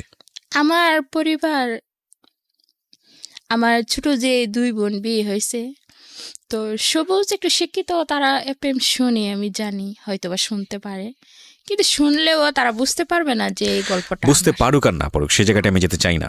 বুঝতে পারার পরেও যদি আপনার সঙ্গে খারাপ আচরণ করে এত গল্প শোনার পরে, তাহলে তাদেরকে নিয়ে চিন্তা করার কোনো সুযোগ নেই, দরকারই নেই। আমি বরং এই জায়গাটায় যেতে চাই যে আপনার সন্তান এখন 8 বছর বয়স, আপনার সন্তান একদিন বড় হবে। আপনার সন্তানের কাছে কি আপনি এই ব্যাপারটা গোপন রাখবেন, নাকি একসময় বলবেন যে আসলে বাবা এইভাবে এরকম ঘটনা ঘটেছিল? কি করবেন? আপনার মন থেকে কি বলে? আমার সন্তান এখনই আমাকে প্রশ্ন করে যে আমার বাবা কোথায়। একদিন আমার কাছে জিজ্ঞেস করছে যে আমার বাবা কোথায়, আমি বলছি তোমার বাবা মারা গেছে। তখন তার নানির কাছে গিয়ে জিজ্ঞেস করছে, সে একই কথা বলছে। তার ছোট 2 খালাম্মার কাছে জিজ্ঞেস করছে, সে একই কথা বলছে। কিন্তু আমার ছোট একটা বোন আছে, ওর বাড়ি অনেকটা ডিফারেন্স আর কি। ওর কাছে জিজ্ঞেস করছে, ও বলছে তোমার বাবা আছে। তো ও আমার কাছে এইসব বলতেছে, আম্মু তুমি আমার সাথে মিথ্যে কথা বলছো, তুমি লুকাইছো। কি লুকাইছি বাবা? কই যে আমার আব্বু বেঁচে আছে, তুমি বলছো মারা গেছে। তা আমি বলি, না বাবা, যে তোমার খোঁজ খবর নেয় না, তোমার দায়িত্ব পালন করে না, তোমাকে কোলে নেয় না, আদর করে না, তোমাকে মজা কিনে দেয় না, তোমার সাথে দেখা করতে আসে না, সে তো মরে যাওয়ার মতোই।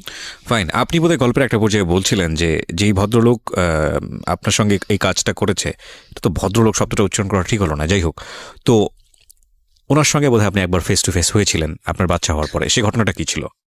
আমি আমার বাচ্চার 3 বছর হওয়ার পরে আমি ইচ্ছাকৃতভাবে চট্টগ্রামে যাই। যাওয়ার পরে ওনার মুখোমুখি হওয়ার পরে আমি সব বিস্তারিত তাকে খুলে বলি যে আপনার একটু এই পরিস্থিতির কারণে দেখেন আজকে আমার জীবনটা শেষ হয়ে গেছে, এবং আপনার একটা ছেলে সন্তান আমার কাছে আছে বা জন্ম নিয়েছে। আমি তার ছবিও দেখাই তারে। দেখানোর পরে সে কি করে, তার ফোন নাম্বারটা আমাকে দেয় এবং কি বলে সে মাসে মাসে কিছু টাকা খরচ দিবে। কিন্তু এই পর্যন্ত খরচ তো দূরের কথা, সে একবার ফোন দিয়েও জিজ্ঞেস করেনি।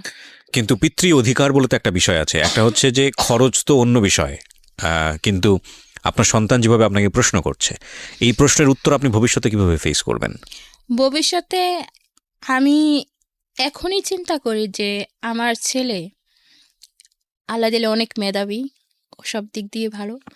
তো ও এখনই বলে যে মা, আমার আব্বু কোথায় আছে, না, আমি আমি সেটা জানি, ওখানে যাব। কিন্তু আপনি ফেস করবেন কিভাবে? আপনার সিদ্ধান্তটা কি? আমার সিদ্ধান্ত এটাই, আমার ছেলে যেদিন বড় হবে, এখন হয়তো সে ছোট আছে, বুঝবে না, আর একটু বড় হবে, তখন আমি আমার ছেলেকে সব কিছু খুলে বলবো। খুলে বলার পরে সে যা সিদ্ধান্ত নিবে সেটাই আমার সিদ্ধান্ত।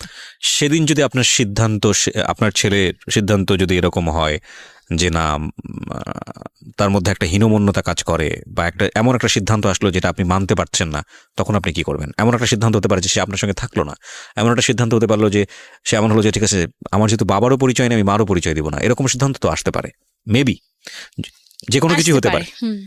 তখন আমি কি করব? সত্যি বলতে ভবিষ্যতের কথা এখন আমি বলতে জানেন না। পারতেছি না, সেটা তবে একটা কথা পরিস্থিতি আমি আপনাকে বলি, বলে দিবে। এবং সেদিন যদি সুযোগ হয়, আজকের এই রেডিও প্রোগ্রামটা থেকে যাবে, সারা জীবনের জন্যই থেকে যাবে, জি, আমাদের ইউটিউবে থেকে যাবে, বা সেদিন যদি সুযোগ হয়, আজ থেকে এত বছর পরে এই অনুষ্ঠানটার ভবিষ্যৎ কি হবে আমি জানি না, সবকিছু সৃষ্টিকর্তাই জানেন, আপনি এই অনুষ্ঠানটা তাকে শোনাবেন। এবং আমি কিছু কথা বলেছি, সেটা আপনার ছেলের জন্য আমি আজকেই বলে দিলাম। সেটা হলো যে দেখো, তুমি আজকে মাত্র 8 বছর বয়স, তোমার নামটা আমি পুরো অনুষ্ঠানে জিজ্ঞেস করিনি, সেটা হয়তো সামাজিকতার জায়গা থেকে তোমার জন্য খারাপ হতে পারে, সো নামটা জিজ্ঞেস করলামই না। সো তোমাকে আমি তুমি করেই বলি, তোমার মা আজকে যে গল্পটা এখানে বলেছে, তোমার মা একজন নির্দোষ মানুষ। তোমার মা অনেক বড় একজন মা। সমাজের 8-10 জন মা যেটা পারে না, তোমার মা সেটা পেরেছে। তোমার মার মধ্যে অমানুষত্ব আছে, এবং যে কারণে সে চেষ্টা করেছে তোমাকে শেষ করে ফেলার জন্য, এবং সেটা এই সমাজ করতে বাধ্য করে নারীদেরকে, এই সমাজ করতে বাধ্য করে আমাদেরকে। কারণ এই সমাজ একটা সন্তানের জন্ম হলে প্রথমেই পিতার পরিচয় খোঁজে, মায়ের পরিচয় খোঁজে, এবং সেই পরিচয়ে কোনো রকম কোনো সন্দেহ থাকলে তার বড় হয়ে ওঠা এই সমাজে বিষের মতো হয়ে যায়। এবং সেই জায়গাটি থেকে তোমার মা সংসার কি সেটা বুঝে ওঠার আগে, শারীরিক সম্পর্ক কি সেটা বুঝে ওঠার আগে মা হয়েছে, এবং সে নির্ঝঞ্ঝাটভাবে বাঁচতে চেয়েছে। কিন্তু তুমি যখন বোঝো না, সেই সময়ে তোমার যে আলিঙ্গনটা তোমাকে পৃথিবীতে বাঁচিয়ে রাখার জন্য তার যে জীবন সংগ্রাম করতে তাকে ইন্সপিরেশন দিয়েছে, উৎসাহ দিয়েছে, সেটার জন্যেই তুমি আজকে তোমার পিতার পরিচয় খুঁজতে পারছ, অর্থাৎ তুমি বেঁচে আছো। এবং এটার জন্য তোমার মা তার পুরো জীবনটাই স্যাক্রিফাইস করে দিয়েছে। সুতরাং 8-10 জন ছেলে মেয়ে তার মাকে যেভাবে সম্মান করে, তার চাইতে তোমার মায়ের প্রতি তোমার সম্মানটা অনেক বেশি হওয়া উচিত। আর তোমার বাবার প্রতি তুমি কি করবে সেই জায়গাটায় আমার কিছু বলার নেই, তবে তোমার মাকে অবশ্যই তোমার অনেক বেশি সম্মান করা উচিত। এতটুকু শুধু তোমার জন্যই থাকলো। প্রিয় শ্রোতা, আজকের এই